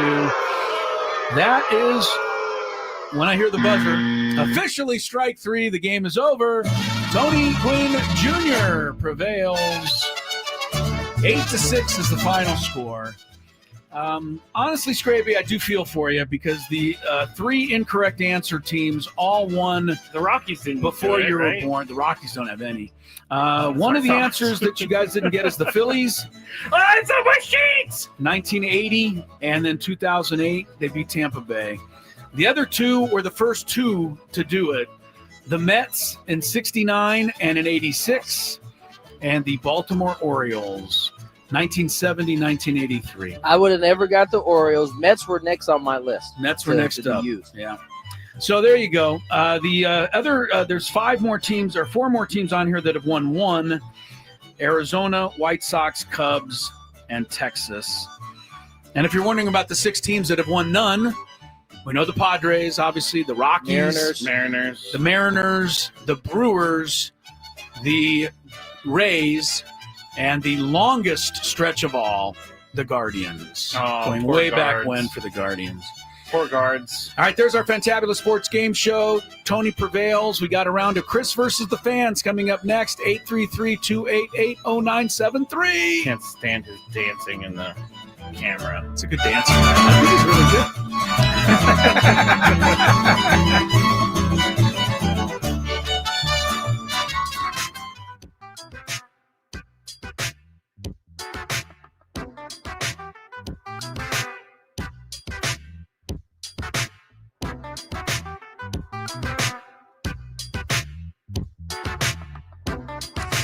Padres, Brewers, today. Thomas swings and misses, strike 3. Suarez.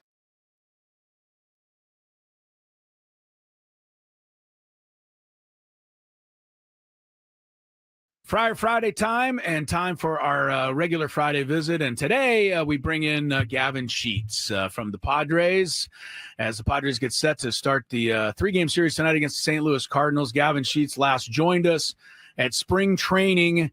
I don't know if you remember that particular interview, Gavin, sitting out there by the benches, but we were really impressed and we really couldn't wait to see you play. But really at that time, I don't think anybody was, totally expecting what has happened since that time, which is, you having a great season and, putting yourself squarely in the middle of what the Padres have accomplished this year. So congratulations to you, and just talk a little bit about, what this season has meant to you so far.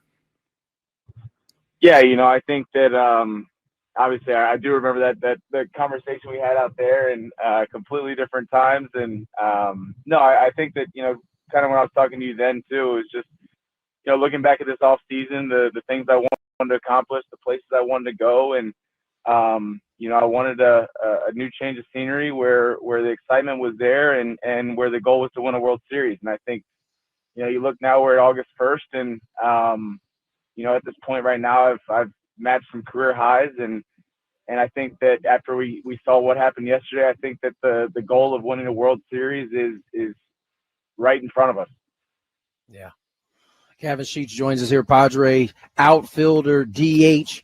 He's kind of done a little bit of everything for the Pods. And Gavin, let's talk about the process, because we knew from having that conversation in spring training what your goals were, the things you kind of wanted to accomplish. But I know as you go through the season, you kind of have to be able to be flexible in how you are going to manage all of this. You've had times where you've been hot, you've cooled, gotten back hot. What has that process been like for you, sticking with it through some of the ups and downs you've had? Yeah, I mean, it's the beautiful thing of baseball is no matter how hot you are, how cold you are, you got to come to the ballpark the next day and do it again. And being an everyday guy for the first time in my career has been incredible. And I think you learn how to handle those things, and you kind of learn on the fly, and you battle with soreness and all this stuff that goes on, and showing up to the ballpark every single day and bringing it, and dealing with slumps, dealing with hot streaks, and I've just enjoyed every second of it. Obviously, the roles might change a little bit going forward, but whatever it is, and whatever I need to do, and the goal and the work ethic and all that still stays the same going forward. Gavin, you knew that you could come here and be a big contributor, and you told us that, and you had us believing. I imagine that everyone was confident in your ability, when they put you in the lineup opening day. But how much did it mean to you personally, and in terms of feeling a part of things, to get that home run on opening day, just contribute right off the bat, kind of signal to everybody that, yeah, I'm going to be around to help this club this year? Yeah, that was I couldn't have scripted a better start. Obviously, that was about as cool as it gets. I hit a home run in the playoffs in 21, and that was about as close as, if not better, a feeling than I've ever had in my career. So that was just incredible. I mean, obviously playing in front of this home crowd and getting the first taste of it that day, and to be able to produce like that was a pretty special welcome to San Diego, to say the least. Gavin, obviously we got a chance to chat with your dad, Larry, out in Philadelphia. He was out on the field. And I imagine for him, as it was for my dad, watching you is probably much harder than it was for him to be on the field. How much has he enjoyed getting a chance to see your success and get to be an everyday player through most of this year so far? Yeah, you're 100% right. I mean, he stresses out more watching me than when he played, for sure. But he's thoroughly enjoyed it. He's thoroughly enjoyed watching the brand of baseball we play, the way we go about our business, and obviously being a contributing factor to that has made it enjoyable for him. He can't stand the West Coast time zone. He said he's losing a lot of sleep because of it, but he's thoroughly enjoying every second of it. Friday time, and time for our regular Friday visit. And today we bring in Gavin Sheets from the Padres, as the Padres get set to start the 3-game series tonight against the St. Louis Cardinals. Gavin Sheets last joined us at spring training. I don't know if you remember that particular interview, Gavin, sitting out there by the benches, but we were really impressed, and we really couldn't wait to see you play. But really at that time, I don't think anybody was totally expecting what has happened since that time, which is, you having a great season and, putting yourself squarely in the middle of what the Padres have accomplished this year. So congratulations to you, and just talk a little bit about, what this season has meant to you so far. Yeah, I think that obviously I do remember that the conversation we had out there, and completely different times. And I think that, kind of when I was talking to you then too, it was just, looking back at this off season, the things I wanted to accomplish, the places I wanted to go, and I wanted a new change of scenery where the excitement was there and where the goal was to win a World Series. And I think, you look now, we're at August 1st, and at this point right now, I've matched some career highs, and I think that after we saw what happened yesterday, I think that the goal of winning a World Series is right in front of us. Yeah. Gavin Sheets joins us here, Padre outfielder, DH. He's kind of done a little bit of everything for the Pods. And Gavin, let's talk about the process, because we knew from having that conversation in spring training what your goals were, the things you kind of wanted to accomplish. But I know as you go through the season, you kind of have to be able to be flexible in how you are going to manage all of this. You've had times. All right, into the 4 o'clock hour we go. Chris Ello, Tony Gwynn Jr. down at Petco Park, of course, getting ready for the ball game tonight. Scraby alongside here in the Odyssey Palace Studios. Tomorrow, day game, which means we'll be on after the game tomorrow. Probably around 5 o'clock. That's normally when we seem to get on after day games. It's our last post-game show of the year. Well, you don't know. It depends on what the playoff schedule will be next week in Chicago. That we will not know. I wouldn't think till the weekend sometime. Good point. But you'll also have a Scraby Chronicles tomorrow night, which I know you look forward to. I will not. Why not? We have Thursday night football. Tomorrow's Wednesday, though. So I can't imagine we're going to have Thursday night football on Wednesday. I got to plan a show. Just a thought. I don't know a whole lot, but I'm you're right. You know enough to know that that's right. Right. I do have a Scraby show tomorrow. I got lots planned, and I'm really excited about it. All right. Some key games in baseball tonight, playoff races. The Reds are actually, they pulled even with the Mets in the standings for the final wild card spot. Mets are playing the Cubs tonight. Reds have fallen behind, though, early to the Pirates, 2-0. Schwarber's hit his 54th. Phillies lead the Marlins early, 1-0.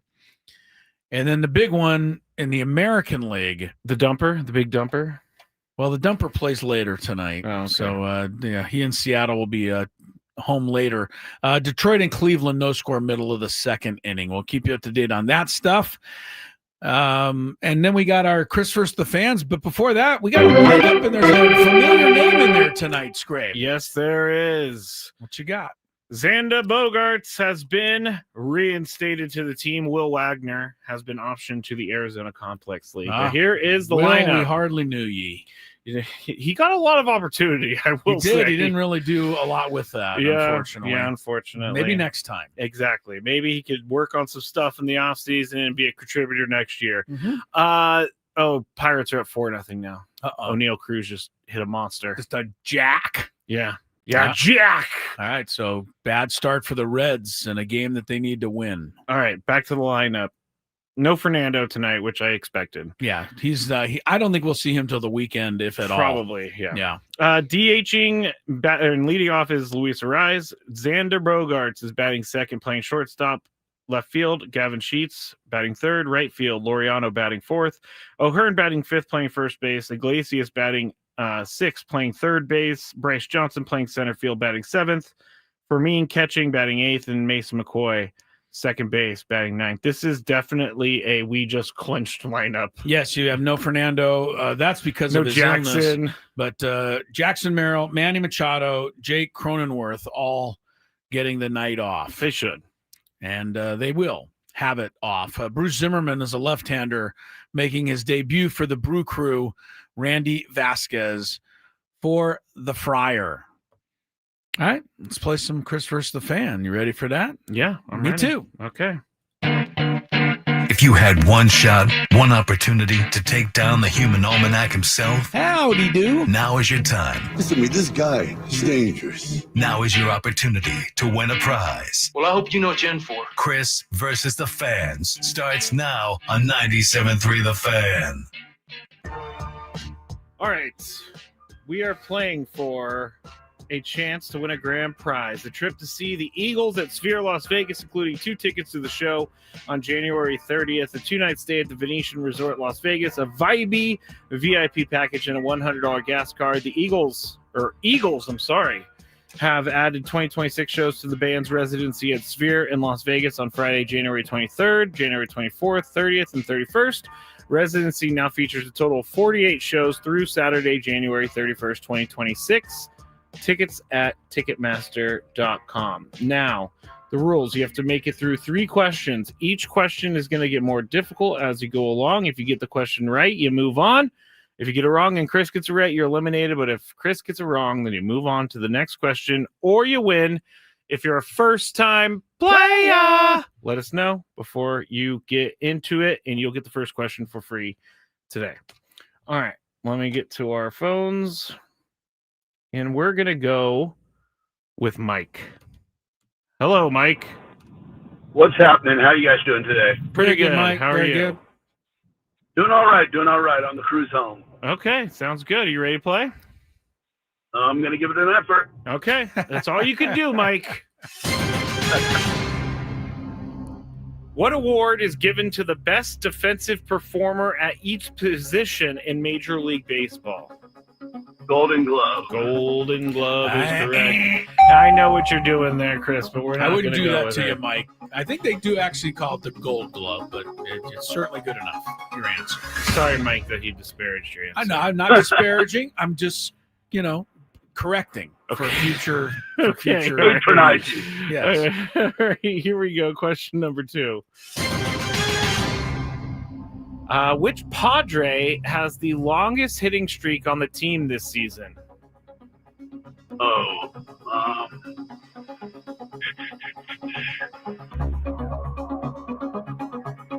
Merrill? I'm just taking a guess. All right. Go, Merrill. He did have a streak earlier this season, Did he? but he is not the guy. I have no idea. I don't think they've had a really long one. Manny Machado. Manny Machado. Oh, good for you. You should have Mike. went with La Regadera. It is. Luis Ariz, 16-game hitting streak this year. He's got 11, I think, right yeah, now. I was going to say he's in the middle of another one. So, Oh. all right, Mike, you are still there. Good job, Mike. And we move on to question number 3. Sticking with the hitting streaks, what AL Central player has the longest hit streak in baseball this season with 22 games? Wow. AL Central player, which one has the longest hitting streak in baseball with 22 games? I'm gonna pass it over. Oh, he's playing the game. And he's going to pass. Good idea, Mike. AL Central's where players go to disappear from view. Even though they do have some good players in the AL. Yeah, and one of them is Bobby Witt Jr., and I think he had a long one earlier this year. I'm going with him. Oh, I'm sorry, Mike. Sorry. Hey, you played the right game. Yeah, You played the good, right game. Good try there, Mike. We'll get you next time. Yep, we will. Okay. Bobby Witt Jr., not as good as he was last year when he was on my fantasy team and won me my second championship. How are we going to hear about your fantasy team for like the rest of the time? No, you notice I didn't talk much about it this year because they weren't very good. So, but you talked about it enough. I sure did. Yeah, and I loved it. Travis, you're up next. I don't care that you loved it. The listeners don't love it. How are you doing, Travis? Doing good, brother. All right, Travis, so you you want ready to to hear play? anything about before you play? Would you like to hear? Would you like to hear Scraby's fantasy roster? No. Travis just wants to play. I know he does. Here we go, Travis. Joking. Question number 1. First time player. Oh, Travis gets first in there. time player. We moved to boy. second question. Travis, which NFL team has scored the most points in football so far this season? That's a what is that? Oh, 2-pointer. Yeah, 2-pointer. Yeah. I'll go Baltimore Ravens. What with the Raven? He got it. Nice job. Wow. Wow. Good job, Travis. They have 111 points. I have it up here behind It's not me. the but- Dolphins? Not for No, sure. it's not the Dolphins. Oh, interesting. It was the Colts until yesterday when the Ravens played and scored 30 points. So very good. All right, Okay, nice job, Travis. You've earned your way to number 3. Yeah, here we go. This is a really tough question, but it's question number 3. Who is the only pitcher to lead both the National League and American League in shutouts in the same season? Who is the only pitcher to lead both the National League and American League in shutouts in the same season? Shutout?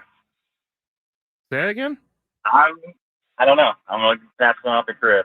Okay, he's going to pass it. All right. Nice job, Travis. Okay, what was this question again? Who is the Somebody had the most shutouts in 2 leagues in the same year. Correct. All right, the first thing I have to do here is figure this out.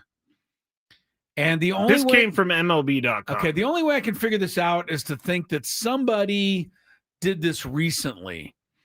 And the reason I say that is because, did it in a sense where there's hardly any shutouts.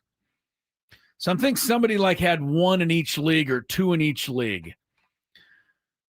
I'm going to try Garrett Cole. Oh, I mean, why not? My thought. No! Wow, Travis is the winner. First-time player. Travis. It is. So what is this? Yeah, that's a good question.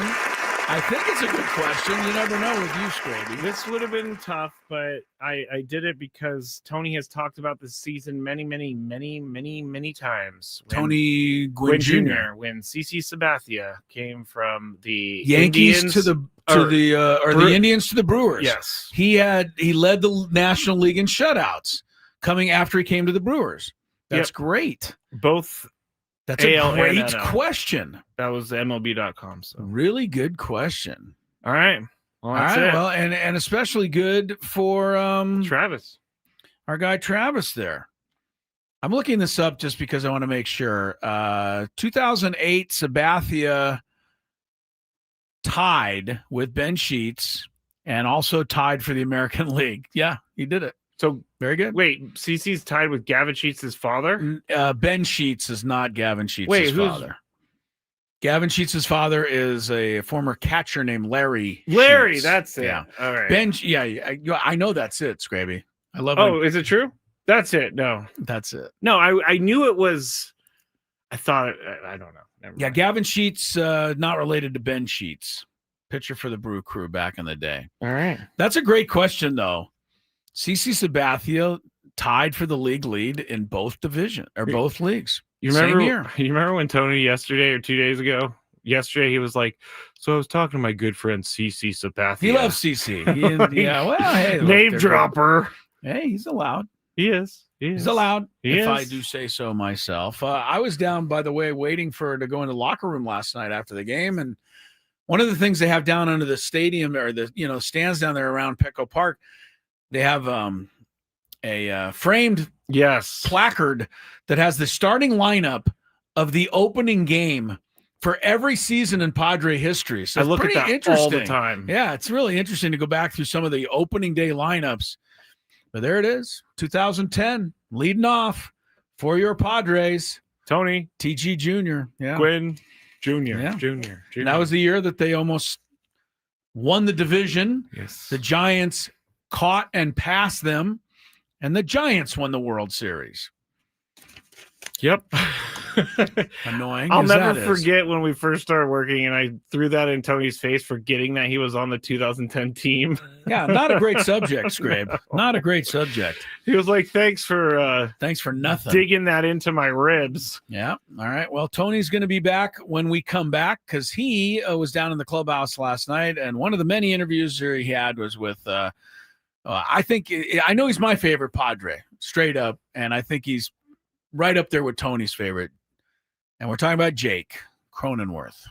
That and maybe a couple other interviews. See how many we can get to when we come back after traffic. From the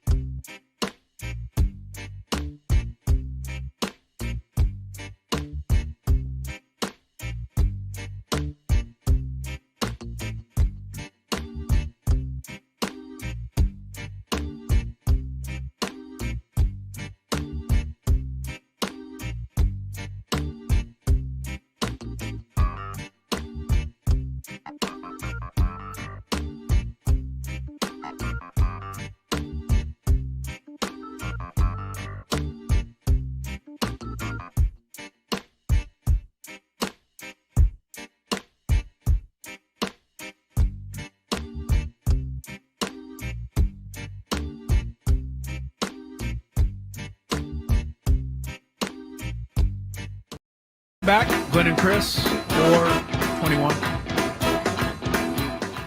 Which makes it a little after midnight in Pango Pango. That's great. Yes, been a while since we've revisited the clock there. It has been. Baseball scoreboard. We don't do a lot of scoreboard on the show, but all these, games matter as the races are coming down to the wire. Reds have gotten on the board, but still trail Pittsburgh 4-2. Top of the third in Cincinnati. Reds are currently tied with the Mets for the final wild card. Mets are playing the Cubs in Chicago. That hasn't started yet. The big one in the American League, Detroit at Cleveland. Tigers lead down to 1 game over Cleveland in the AL Central. It was once 15.5. And by all rights, this would be the biggest blown division lead or whatever in baseball history if the Tigers blow it. Ugh. But you don't want to be on that team. No, you don't want to be remembered for that. Detroit has jumped out to a 1-0 lead here in the third inning, and Scooble's on the mound. So Tigers are counting on Scooble to save the day. Elsewhere, nothing really. Everything's, no score early in the game, etc., other than the Phillies on the board with a Schwarber bomb, 54th of the year. Cal Raleigh's up to 58, by the way. He's going to get 60. Well, he's got 5 games to get 60. They are playing the Rockies this week. At home? In Seattle, but it's still the Rockies. Did you know that, the Rockies minus win or whatever, over under – no, sorry. Run differential. Run differential is minus 404. Wow. That is 60 runs worse than the worst ever in baseball history. Wow. So they're 60 runs worse than the other worst. Wow. And they still got time to make it even worse. They're minus 404. Yeah. That is brutal. Here's the other note. Yet they get 45,000 people in that stadium still. I know. The other one that I didn't even know, just a reminder, the Mariners. The Mariners have won 14 of the last 15. Did you know that? I didn't know they were that hot. Yes, I did. 14-1 run for the Mariners right now. Okay, let's get to last night. Padres have won 3 in a row, the third of which put them in the postseason and sent Tony Gwynn down to the locker room to visit with guys like Jake Cronenworth celebrating. Jake, you've been here for a minute now. Yep. You've got to experience some of the lows. You're getting to experience a lot of the highs now. Back-to-back years, you guys head to the postseason. How important is this for you? I don't know if it's important for me. I think it's special. I think it's, this group, what we've been able to build over the last 6 years. It's just crazy to think about that I've been here for 6 years now. I think I've been saying it all night. It goes back to Peter and his vision of this team and what he invested in this group and in the city and the fan base. And, I think that's what it goes all back to. I think, in my personal opinion, you're one of the most underrated ball players on this club. Not just because you do a little bit of everything. Today it was the glove work. You had the diving stop.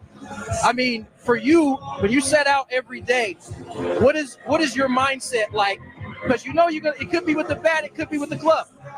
No, I think, ultimately, we've spoke about this in the past. It's how can I help this team win today?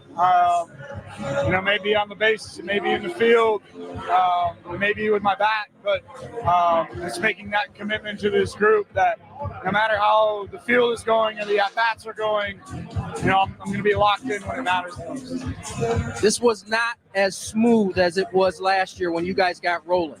Yet you guys showed some gumption and stayed with it the whole year. I mean, what does that say about this group of guys that you guys got in here? I think the biggest thing is resiliency. They've had a lot of injuries throughout the year. When I went down, Jackson went down, Bogey, starting pitching, bullpen.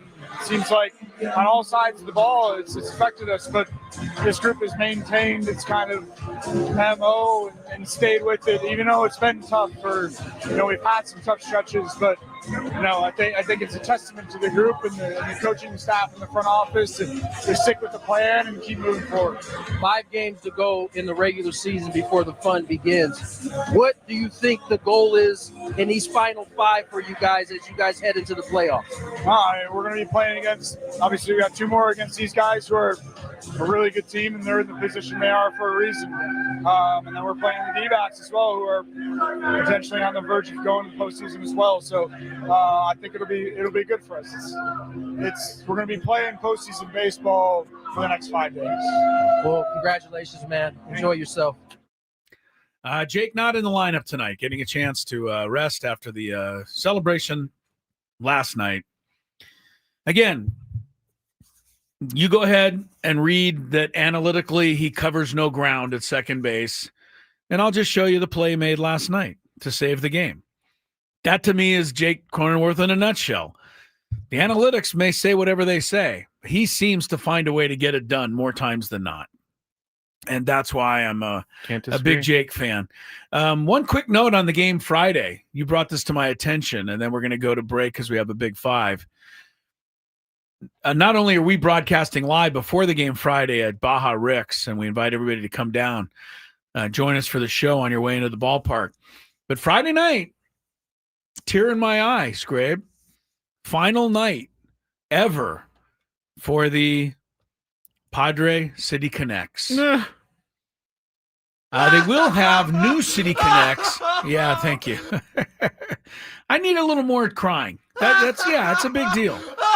Yeah, it's a big one. I mean, some people are very happy this is going away. I never got that. Like, I've always liked the City Connects, not just because the Padres gave me a free one. Hint, hint, if you want to give me another one next year, I'll be happy about it.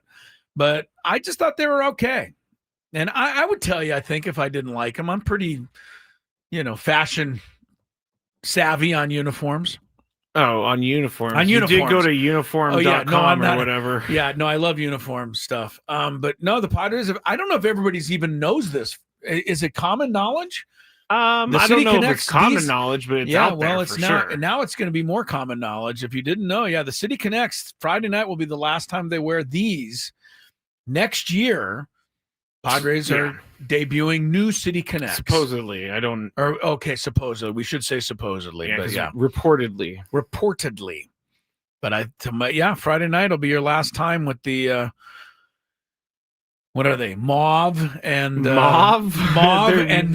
Yeah, I know the green side is called mint. Yeah, and then the other side is hot I don't pink. Know. Yeah.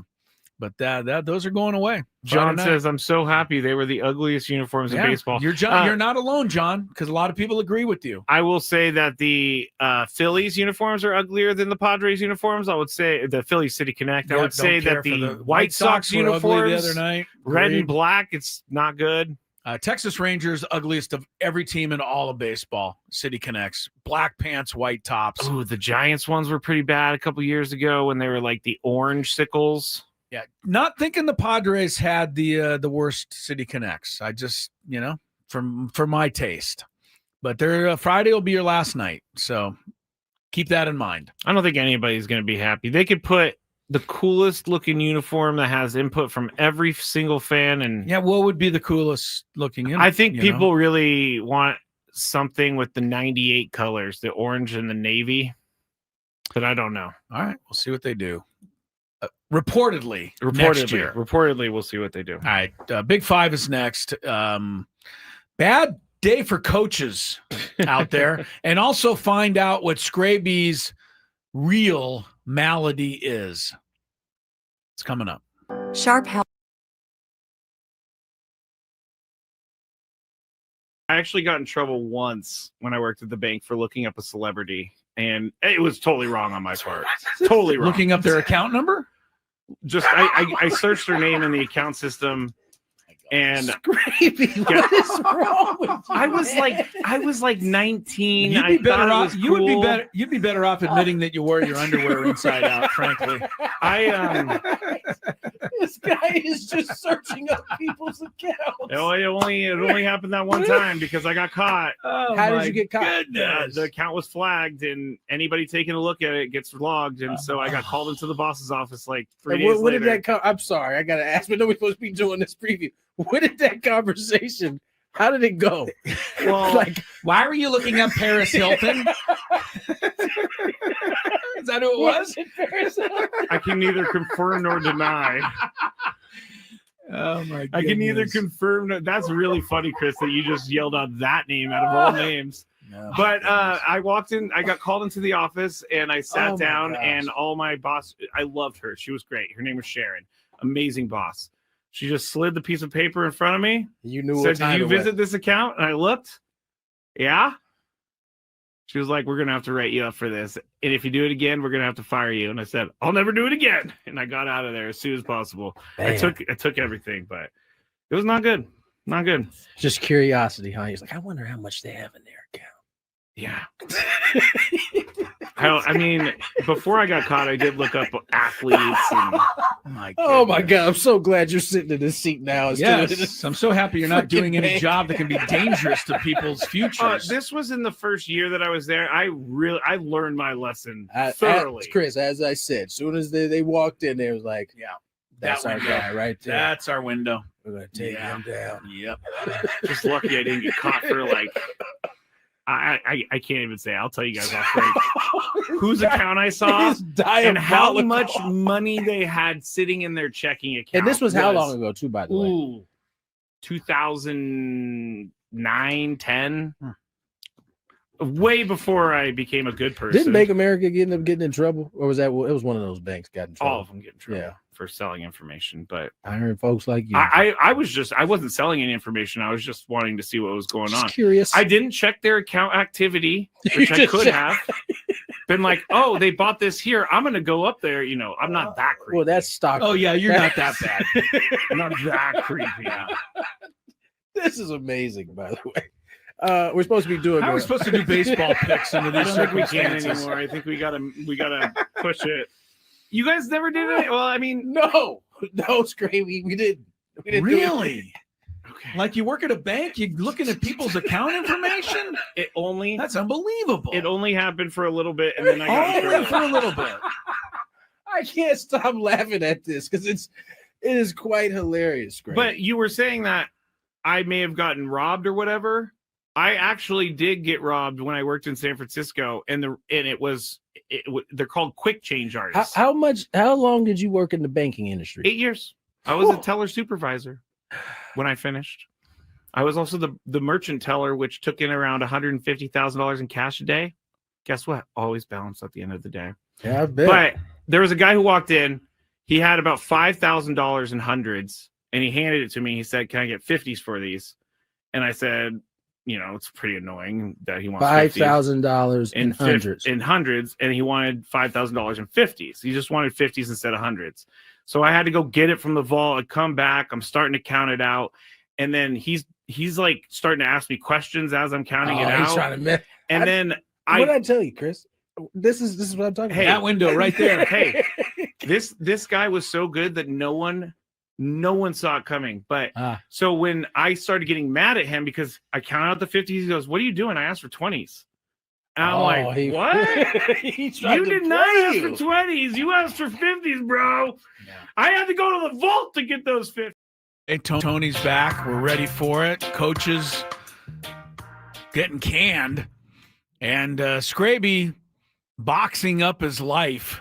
Oh, I see what you did. Yeah, there. we'll explain. Listen up after traffic. From the 855 Get Ross Traffic Center, protecting San Diego after accidents or injury. This game day traffic report is brought to you by Crystal Geyser Alpine Spring Water. Jam-packed southbound on the 805 just before the 52, all because of a crash. And you're loaded up southbound on the 15 as you approach the 805 with another accident and getting word of a collision northbound on the 5 just past the 163. What makes Crystal Geyser Alpine Spring Water different? We always bottle our Alpine Spring Water less than 1.5 miles from the spring source. And all our bottles are made with 50% recycled plastic from our own recycling plants. Crystal Geyser, bottles at the spring source. I'm Sue Aller with Gwynn and Chris, San Diego's #1 sports station, 97.3 The Fan. It's that time of the show when we check on the latest in sports. Only the most important topics and questions are brought to light. Stop what you're doing and listen. These news stories will astound and amaze you. The one, the only. Oh my God, who the hell cares? The Big Five starts now on 97.3 The Fan. For as many things that Chris and I disagree on, we might come together on Family Guy and our love for Family Guy, because Chris does that Peter Griffin every single time. I like that. You do. Because I agree with that. Who the hell cares? Okay. Give us the stories. Let's go. The Big Five is brought to you by your local Kia dealers. Visit kia.com to discover movement that inspires. Number 5. All right, we've talked a bunch about the Padres today, so I'm going to leave this spot for another baseball story. And Jeff Passan tweeted out earlier, which if he tweets it, it's definitely official, but he tweeted, Major League Baseball is going to implement a challenge system for balls and strikes in the 2026 season after the league's competition committee voted to usher in the era of robot umpiring. Teams will receive 2 challenges to dispute calls by the home plate umpire. He also put up a video of last night's umpire for the Padres and the Brewers and said this is why it's needed. Yeah, last night was a rough one. It was. Tony, you're up first here. There's going to be detractors on this whole automated balls and strike system. We know that. But is this, you think, going to be as smooth a transition as the pitch clock was? No. And you know why? Is because unlike the pitch clock, I think this one is kind of being rammed down the throat of the players. This isn't a, MLB is just implementing this, right? Usually, and they can via the collective bargaining agreement. But I think unlike the pitch clock, which was kind of negotiated, I think, through getting back on the field by both sides, I think there's going to be more resistance early because of the way it's being implemented. I think they had kind of been going about it, I would say, the right way, using it in the minor leagues. And they initially said it wasn't ready yet, right? If I recall, it wasn't ready. And now all of a sudden they're going to push it through. And you wonder how the players are going to take to the fact that it's being basically rammed down their throat. And I don't think they're opposed to it. I don't want to mistake it as they don't. Because I think a lot of these guys would like the idea of the pitch clock. I just think it's going to be on the principle of how it's being kind of forced on them. I think is going to be the issue. But I think ultimately it'll all be all right in the end. All right, don't ask Max Scherzer what he wants to do with this, because we know how Max feels about it. Yeah, we did him and Walker Buehler. If they came up with implemented an idea where every pitcher got a check for $10,000, Max Scherzer would find a problem with that. So he already has the money. Yeah, right. But let's be honest. First of all, do they really, really need it? I'm just asking because, and I know the umpire last night was bad, but according to the official statistics, et cetera, umpires get the call right 94% of the time. And I'm assuming the other 6% are mostly missed by an inch or two at the most. So is this really necessary? Having said that, I think it's going to be okay. I do. Yeah. And I think people are going to, eventually come around to figuring out when to use it, when not to use it, when to challenge, when not to.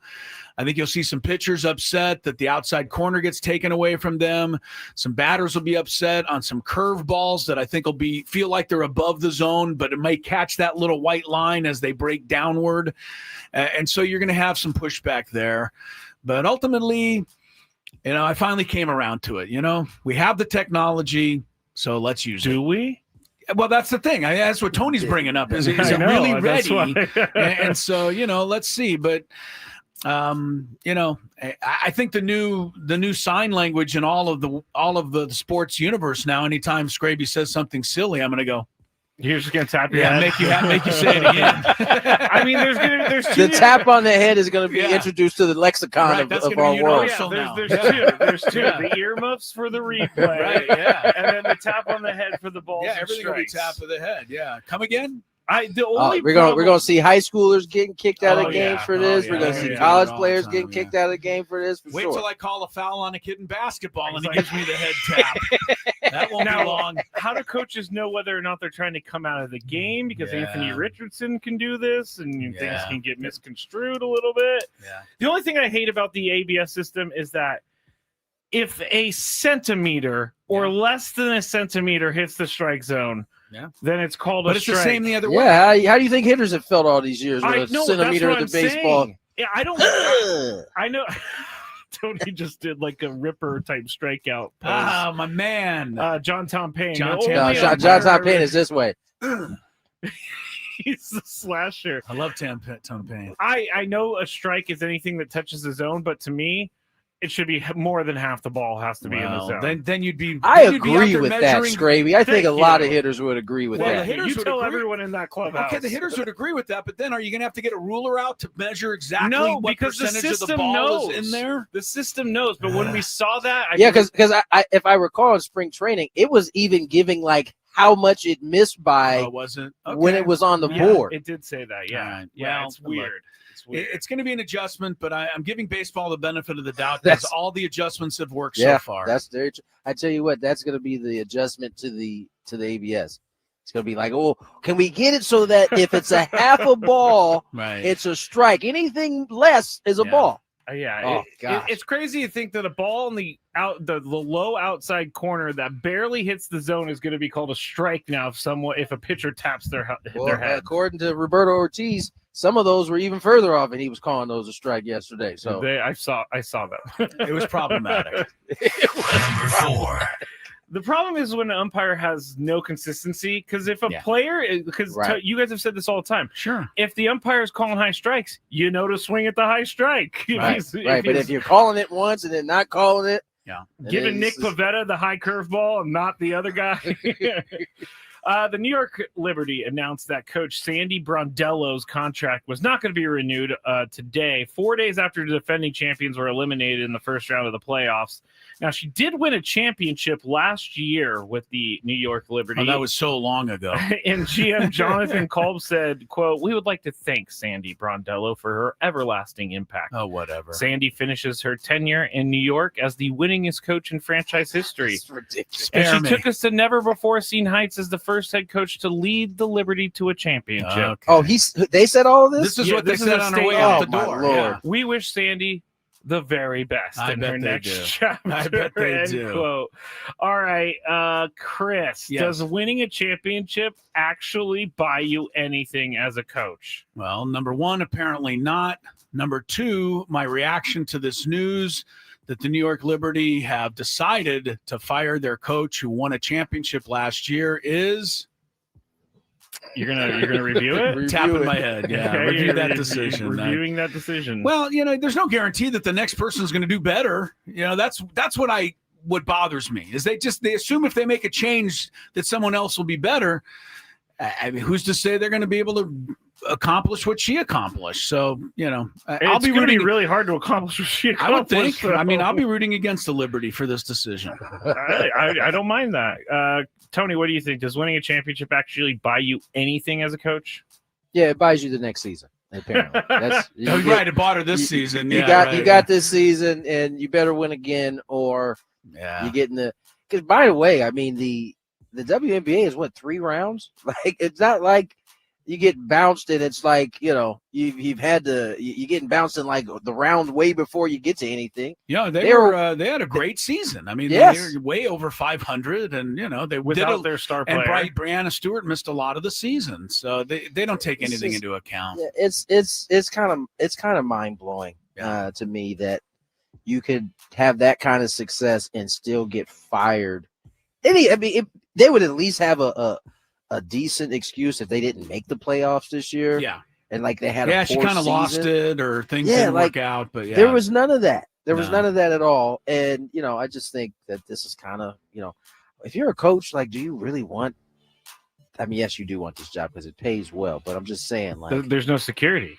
There's just, you don't know if you're going to be there, no matter how good you do. Yeah. Didn't the Valkyries fire their coach? Yes. No. Yeah, did they? They? Yes. No, she was coach of the year. No, she won Coach of the Year. The Valkyries coach just won Coach of the Year. Okay, maybe I don't think it was her, but I think that's another team. And it's I can't remember which one it was. No, Fever's still in it. They didn't fire their coach. No. I thought I saw it. Maybe it wasn't the Valkyries. I don't think it was the saw that Valkyries. she got I don't think fired. it was the Valkyries. She won the Coach of the Year. That would be crazy if they did that. I will answer your – yeah, I know. Sandy won the championship. I will answer your question, though. Another answer to your does it buy you anything? The one thing it may buy her is another opportunity. That's true. Yeah. Right? Yeah. So somebody might look and say, hey, she was successful before. Number 3. From one fired coach to another fired coach. Oklahoma State fired Mike Gundy. I'm a man. I'm 40. No more. I'm an unemployed man. I was thinking I'm 58. That's right. And I'm 58 looking for work. Now get this. He was the second longest tenured FBS head coach of 21 seasons, and it's effective immediately today. Athletic Director Chad Weiberg praised Gundy's leadership in his statement. I'm not going to read you the tell entire. you how great he was again. Should I just read the Liberty and put Gundy as the coach in there? Speech, because it's the same exact thing. They lost to 19-12 to Tulsa over the weekend, which made them 1-2, and comes less than 24 hours after Gundy publicly committed to the program beyond 2025. So he did that. They called him into the office, and then they fired him. So Tony, thanks, but no thanks. Yeah, Tony, here's where I want to go with this. Does a longtime coach like Mike Gundy at least deserve to finish the season? No, I don't think anybody is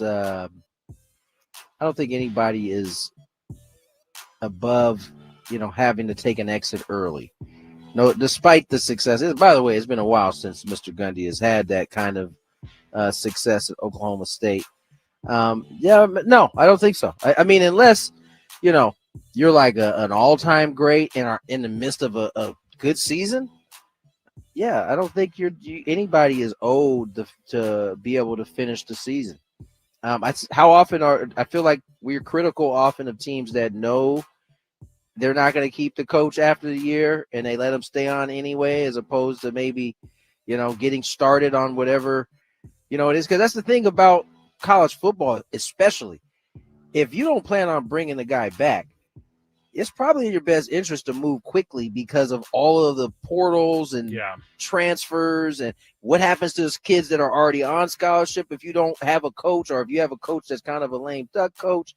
So I don't think anybody, especially in college football, is entitled to be able to finish the season. I would like to see that, but I understand why it's not the case. You changed my mind a little bit because the recruiting, they need a direction if they're going to recruit. Yeah, so they can't be recruiting and then fire Mike Gundy. Got to give the new guy as much time what as do you possible. think, Like Chris? Mike Gundy's not going to be with us next year, but you might want to come. We don't know who we're going to have, but come on down to our school. That sounds like a terrible sales pitch. Yeah. I don't know who's going to be the coach, but come on down. Chris, we got a spot for you. What do you think? To answer your question, I don't think they have to wait to the end of the season for all the reasons that Tony said. But I think for all of these reasons, I think Oklahoma State looks like crap right here. Oklahoma State had 3 10-win seasons in 104 years of football. Wow. Before he got there. Then they did it 9 times. Yeah. He won a winning season 18 out of 20 years. Okay, last year was only the second losing season he had, and he's off to a slow start this year.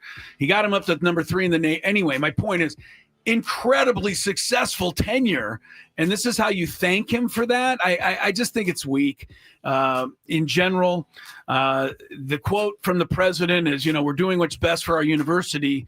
Really?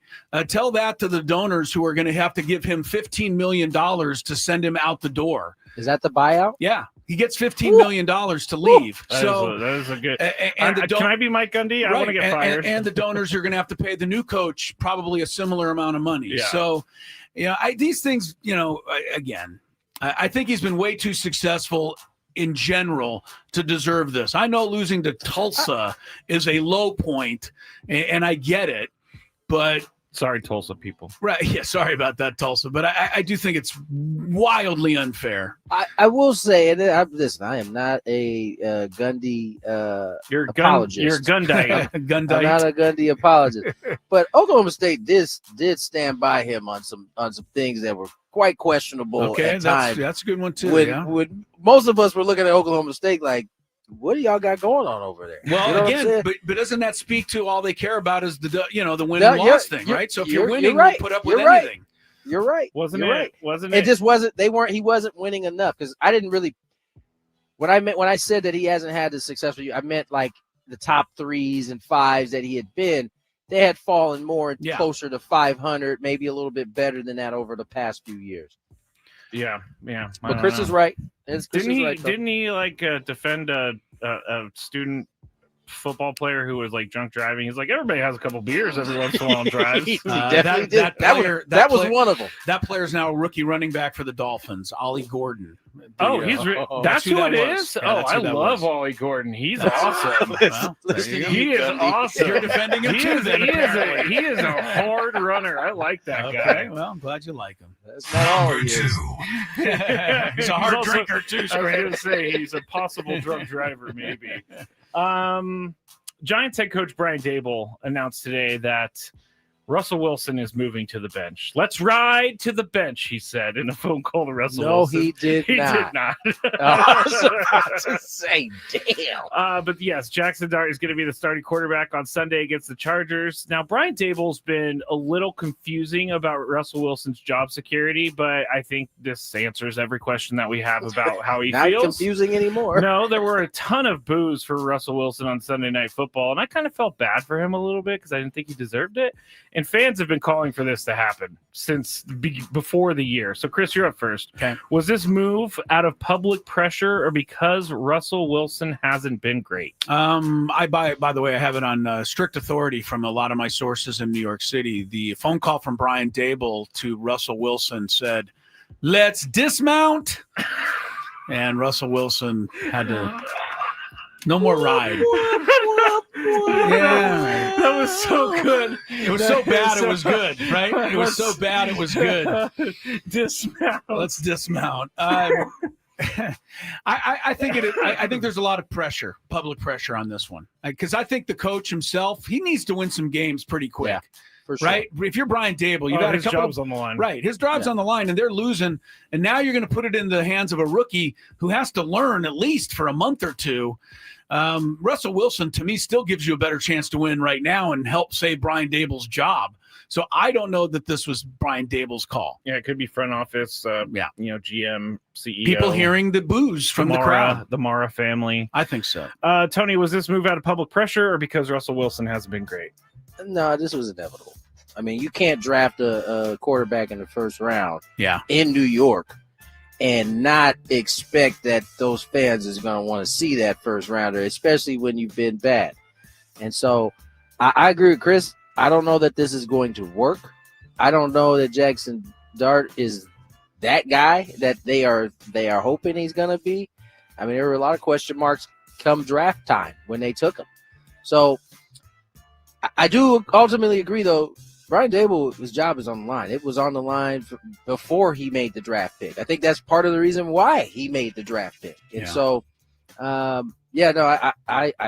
don't think. Yes, Russell hasn't played that great, but I take that back. He was leading the league in passing yards going into this last week. His fourth quarter against Dallas was about as good as anybody could do. Yeah, frankly. Yeah, except for that. So I don't know that he's played bad enough to lose his job, but I think this was always the inevitable outcome that Dart was going to be the quarterback.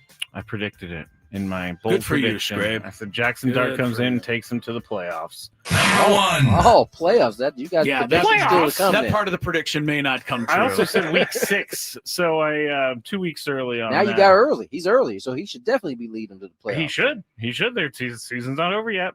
This is not a sports related thing, but I was talking to a friend over the weekend, and is this a question? Yeah, they called me out for something I don't think is weird at all, but they asked me personally to ask you two if you think it's weird.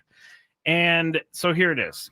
I tend to keep boxes that stuff comes in. For example, I had to buy a TV last year, And I have the box my TV came in stored away so that when I need to transport the TV, I know it's safe and secure. I also have my desktop PC box. I also have my PS5 box. And every single bobblehead that I have is still in the box. So this friend thinks I have a box problem, and I'm just creating clutter because you can move a TV securely without the box. So, Tony, you're up first here. Does this make me weird that I keep all of my old electronics boxes? I don't know if it makes you weird, but you're definitely on a hoarding path right now. I was going to ask, do you stack newspapers in the corner? No, I don't get the newspapers. All right. You're on a hoarding path. Yeah, this doesn't for look sure. good. You certainly would not be allowed at Mrs. Gwynn's house. Am I talking Casa about de my wife? Gwynn? You wouldn't be allowed in my house either. She would I not can't allow stand for this these idea. boxes to be in the house longer They're than out a of day. the way. No one can see No. them when I need to move They're my taking TV. You're lucky you have that kind of room. Right, If you ever, yeah, right. You better. I think this is a habit you better break sooner rather than later, because at some point you're going to live somewhere where you're not able to do this, and we're going to walk into your living room and you're going to have to move the box. You're going to look so like I can a watch hoarder. the football game. Yeah, you're going to look like a hoarder. And then when they say, "Why do you have that box in here?" I'll be like, "Well, when I move, I need to transport the TV, so I need to put it in the box." Especially a TV box. That's not a small box. No, it's a pretty large box. Maybe you should take a clue from your own idea and move now. Just go move. Right, so you can get rid of these boxes. Right, dude. Tony, you don't have your put your hoarding Xbox to use. box? Hell no. Really? I went out and tried to buy. I went out and looked for an Xbox bag so I could get rid of the box. Yeah. Wow. The boxes just take up space. I become They take pretty up space. expert at breaking down the boxes Lori buys stuff Me in too. and Me tossing too. them out that day. You want to break down all the boxes that I have then? Because I don't like doing that. If it would help, I might come over and do that, yes. Well, to everybody listening, I am not getting rid of the TV box. That is You're a hoarder, bro. I'm okay. Hey, Tony, we know what to maybe. buy him for Christmas this year. Just buy him a box. He doesn't need anything in it. I'm like a Make them child. empty boxes. I'm like a 4-year-old. Just give me a box and I'll be fine. Okay. All right. I think my friend won on that one. I think so. There you go. That's it for the Big Five. When we get back, we have to preview this game tonight between the Brewers and the There's a game? Padres. Yes, there is a game. I felt that when I woke up this morning. I'm like, season's over until next Tuesday. No. We'll talk about it when we get back here on 97.3 The Fan.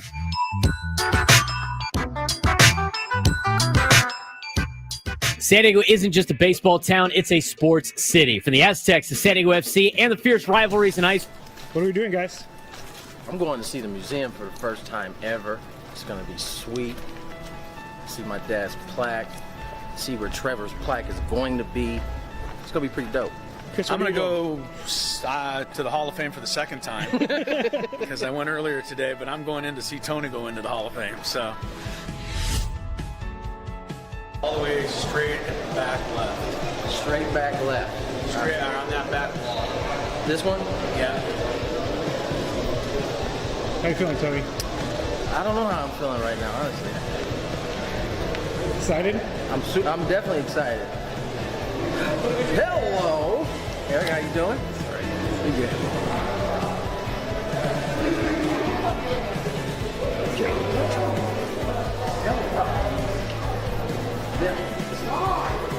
Wow. Just like I told you, next to the famous Barney Dreyfuss and Leslie Wilkinson, whoever they are. That does look like them. I know. It's a good shot. They don't do them all that great. That one's good. Really good.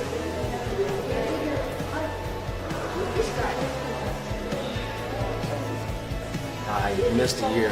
300. Must have been bad. Huh? I used to be. Not anymore, though. Oh, it's so cool. What team did you play on? I can give you a long list of them. Brewers, Padres, Dodgers, Phillies, Nationals. What position did you play? I played outfield. This was my dad.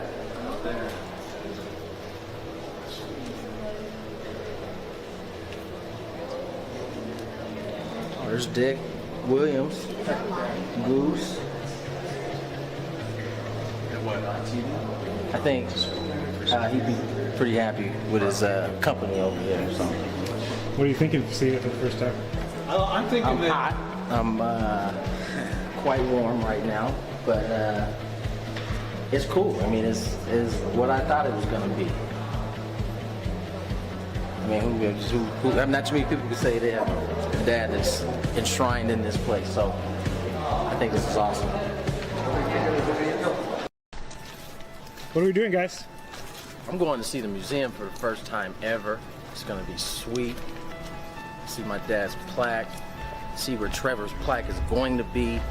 It's going to be pretty dope. Chris, I'm going to go to the Hall of Fame for the second time because I went earlier today, but I'm going in to see Tony go into the Hall of Fame. So all the way straight and back left. Straight back left. Straight on that back wall. This one? Yeah. How you feeling, Tony? I don't know how I'm feeling right now, honestly. Excited? I'm definitely excited. Hello, Eric. How you doing? Pretty good.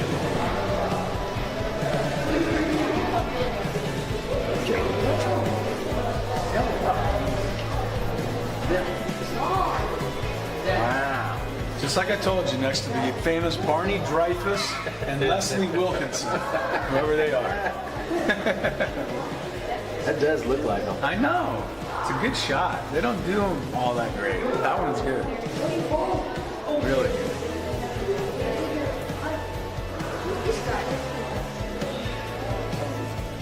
I missed a year.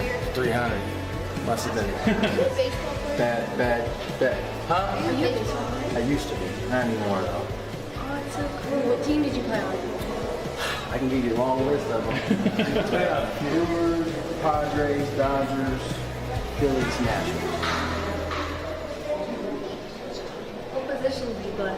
I played outfield. This was my dad.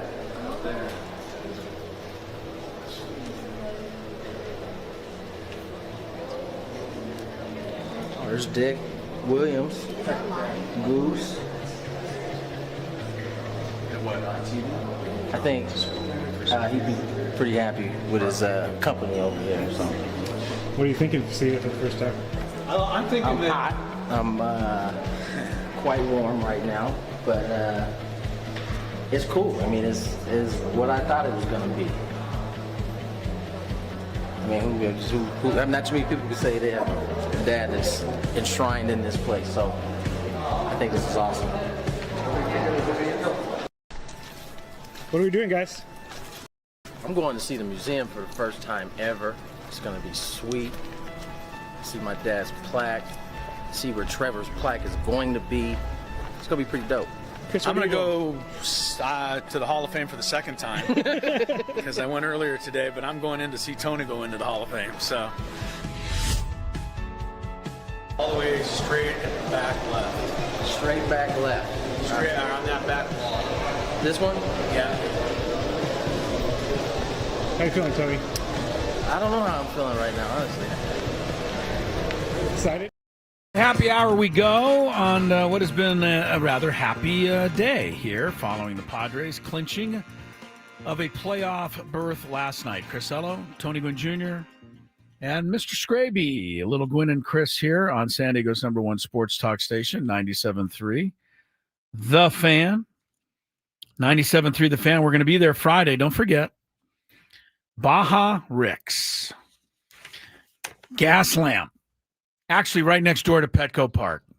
And we'll be there. Braden Soprano will be doing his show in the morning. From 10 to 2, we'll be there after that. Scraby and I will be out there. We'll be giving away prizes like Fernando and Manny signed baseballs, Padre tickets.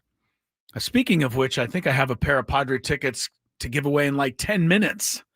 You do. So if you tuned in just now, you picked a good time to tune in because I'm going to give you a chance to win these tickets in about 10. It'll be to this Friday's or Saturday's game, Scraby? Friday night. And then Friday, you and I will be giving away tickets for Saturday's game. So either way, a good couple of chances here to win some Padre tickets. Anyway, hopefully we'll see you Friday night or Friday afternoon at Baja Rick's for the live broadcast Brought to all of you by our friends at Santo Tequila. Looking forward to that very much, for sure. We got to check the scores because it's a big day in baseball. These games matter. The big one in the American League, Tigers trying to hold off the Guardians. A 1-game lead coming in. And so far, Scooble has delivered, Scraby. Shut him out through 5. Tigers lead Cleveland 2-0, top of 6. National League, you've got the Mets and the Reds tied for the wild card. The Reds are losing at home to the Pirates 4-2. They're in the bottom of the 5th. The Mets are losing at Wrigley to the Cubs 2-1. The 2 runs the Cubs scored. Thank you, Juan Soto, who looked like he had never played right field in his life. That was a twisty-turny affair. Yeah, trying to catch a fly ball. They ruled it a double, which is comical to me.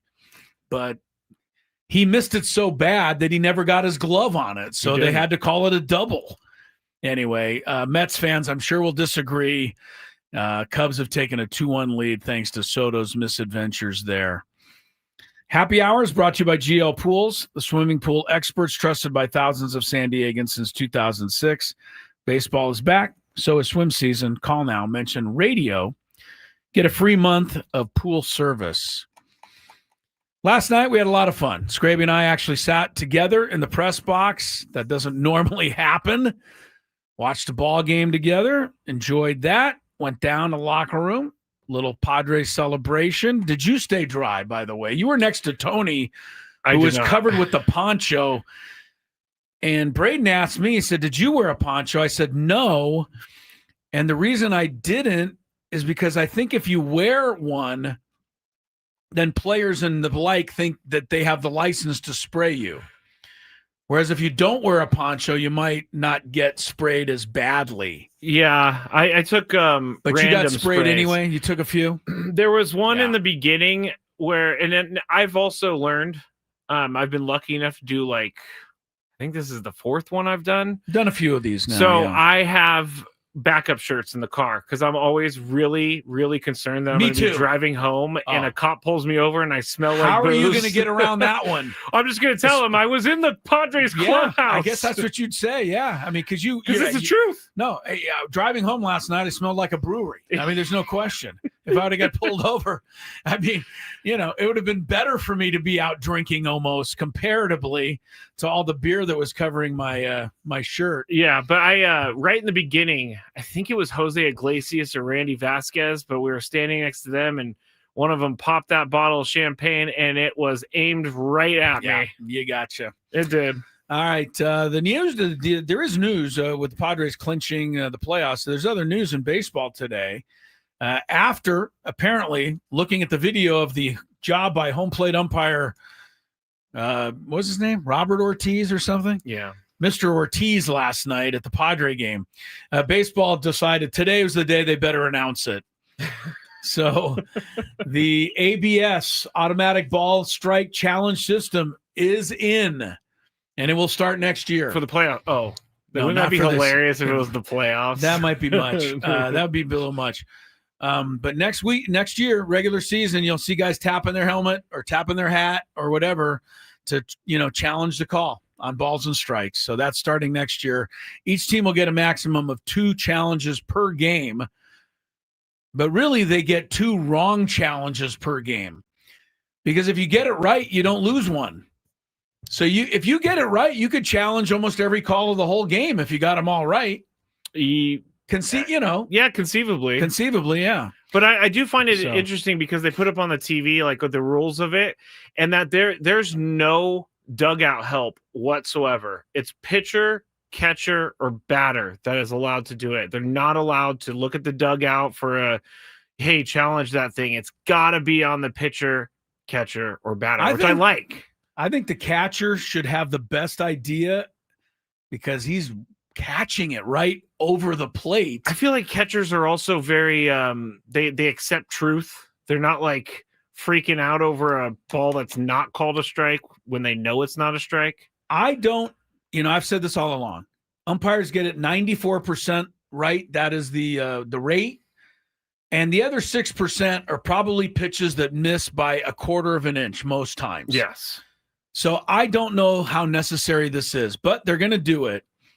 And the one thing I will say, if the bases are loaded and it's a 3-2 pitch and your favorite batter is up and the ball is 1.5 feet outside, at least now he's not going to strike out on a bad call. Yeah. Because that can be maddening. Yes, it can. I remember. I don't know why I remember this. Though, the rest of it, I think, is going to be problematic because you're going to have a pitch an inch off, an inch on.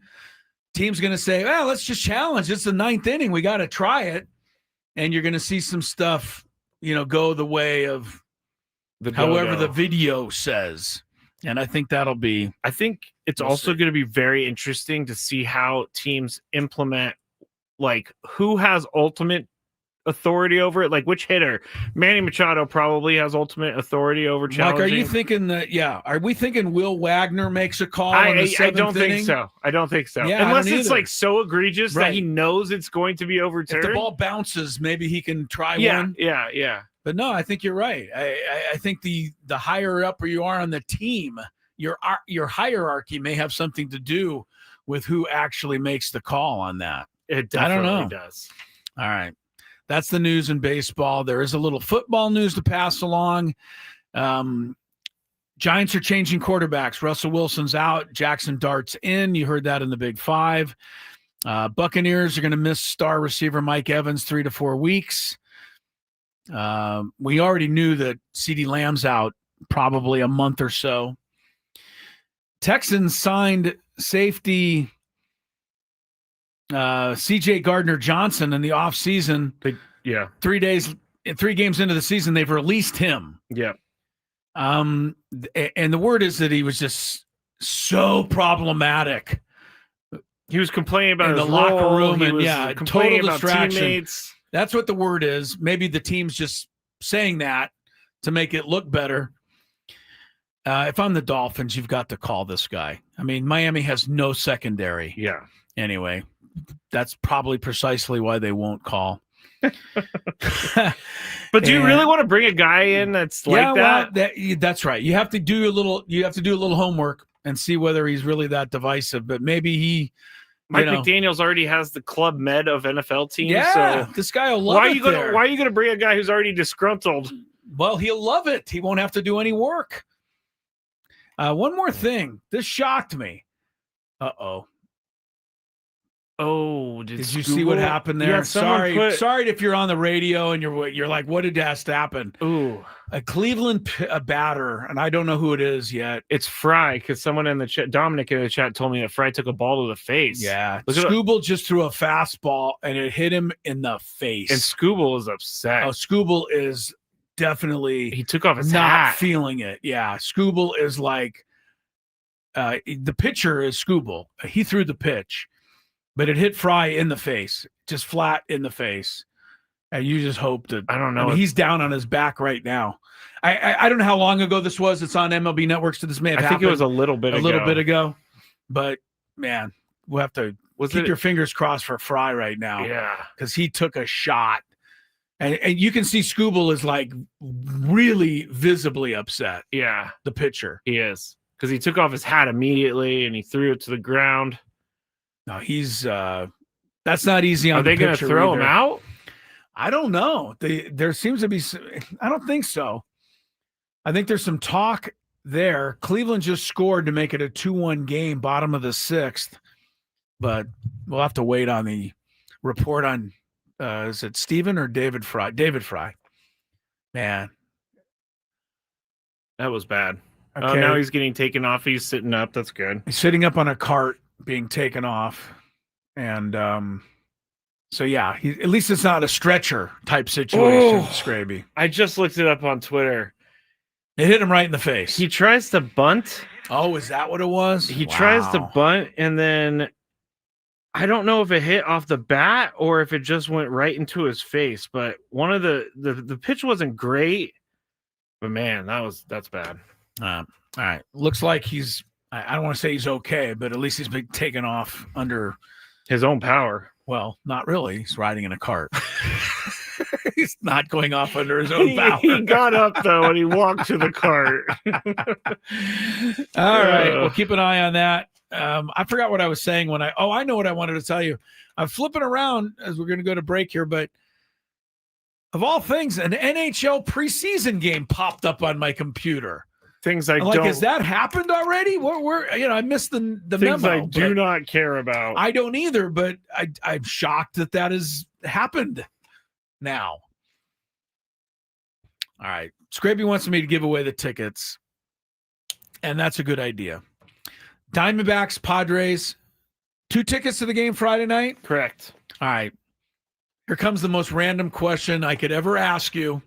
For the tickets, first to call in, 833-288-0973. What team won the Stanley Cup last year? Oh, my. Ooh, see, I just talked about preseason hockey. What team won the Stanley Cup last year? 833-288-0973. First to answer correctly gets to see Padre baseball Friday night. We'll check traffic while you call in.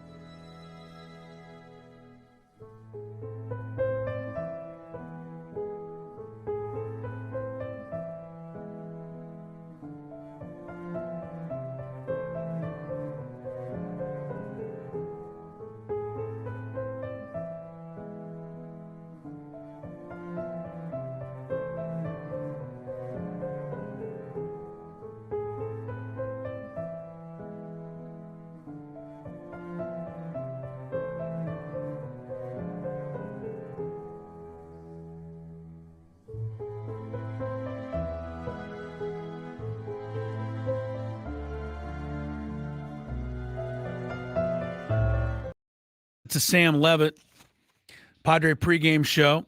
A couple of those scores in the important Major League ball games tonight have changed. Cleveland scores 3 in the bottom of the 6th during the inning in which David Fry was hit by pitch in the face. He was taken off in a cart. Hopefully he's okay. He looked, just by appearances, we don't have the sound up. He looked like he was okay after being down for quite a while. His face was certainly bloodied, and the pitcher Tariq Skubal was distraught, to say the least. Yeah, and then he had a wild pitch next and pitch. then contributed to the runs that scored. So Cleveland leads Detroit 3-2. If Cleveland wins, they pull even in the division. So Fry took one to the face to get Skubal out of the game. Well, I don't know that he'd look at it that way, but yeah. The other two that we're keeping a little closer eye on here, Mets and Reds are both tied for the lead in the NL wild card. Arizona's 1 game back. So these two scores are good news for Arizona because the Reds are losing 4-2 in the 6th. The Mets are getting ripped bad in Chicago, 5-1 in the 3rd. Cubs. Mets, the first 2 runs came in courtesy of the wandering exploits in right field of Juan Soto. You'll see the play later, and you'll know what I mean.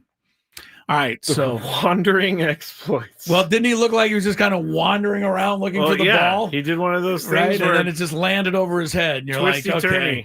And you look at it and you're like, okay, my little league kid did that last week, and he's not quite making $70 million. You know what? It makes me really appreciate how good these guys are, because when they do make a play that's not good, it's like so out of place. Yeah, you're right. Yeah.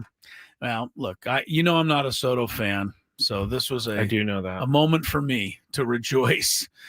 Sorry, Met fans. You wanted him. You got him.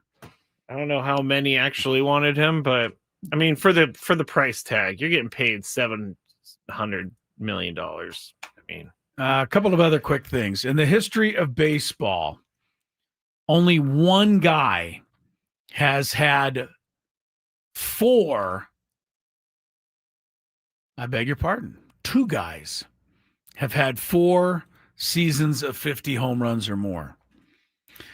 4 different seasons. Both guys are tainted, though, quite a bit. Barry Bonds and A-Rod. No, you missed it, actually, on both counts. Wow. The 2 guys are Sammy Sosa and Mark McGwire. Those were my next guesses. They would have been your next guesses. Barry Bonds only had 1 50 home run season. That is true. It was the year he hit 73. He never had more than 50 in any other season, believe it or not. I got to say, that's pretty wild. That is wild. A-Rod had 3 of them. There's another guy who has 3, and that's Aaron Judge. He's going for 4 tonight. He's got 49, sitting on 49 at the moment. So that's another milestone to keep an eye on here. And they just put the odds up from Vegas right now for AL MVP. And apparently it's running dead heat. Yes. The dumper Cal has Raleigh to or win. Aaron Judge. I told you I'd go for Raleigh because of the defense. I just think catching a staff and doing what he's, also doing at the plate, he deserves it. But Aaron Judge's OPS and WAR and all those things are off the charts. So we'll see who ends up winning that AL MVP down the road at some point. Scraby, I got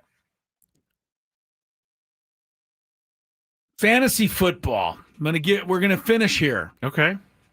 3 weeks into the season, who you got top scoring quarterback so far in fantasy football? Fantasy football points. Who's the number 1 quarterback scorer? I would have to say Lamar Jackson. He is. Number 2, no surprise, Josh Allen. Number 3, pretty surprising, Caleb Williams. Okay. Can I Number 4, more surprising, Mac Jones? Daniel Jones, not Mac Jones. Daniel Jones is 4th. The whole thing with Caleb I know Williams, it's early in the season, but it's just fun to look at some of that sometimes. This is what I hate about fantasy sports, is that Caleb Williams has not had a game like that his entire career. And of course, I'm going to be playing against Caleb Williams the time that he has his career game. It's annoying. Well, he's up to he's 3rd most scoring. Daniel Jones is off to a great start. I think he gets his first test, Daniel Jones, this week against the Rams. Yes. In L.A. So far, Daniel Jones has drawn 3.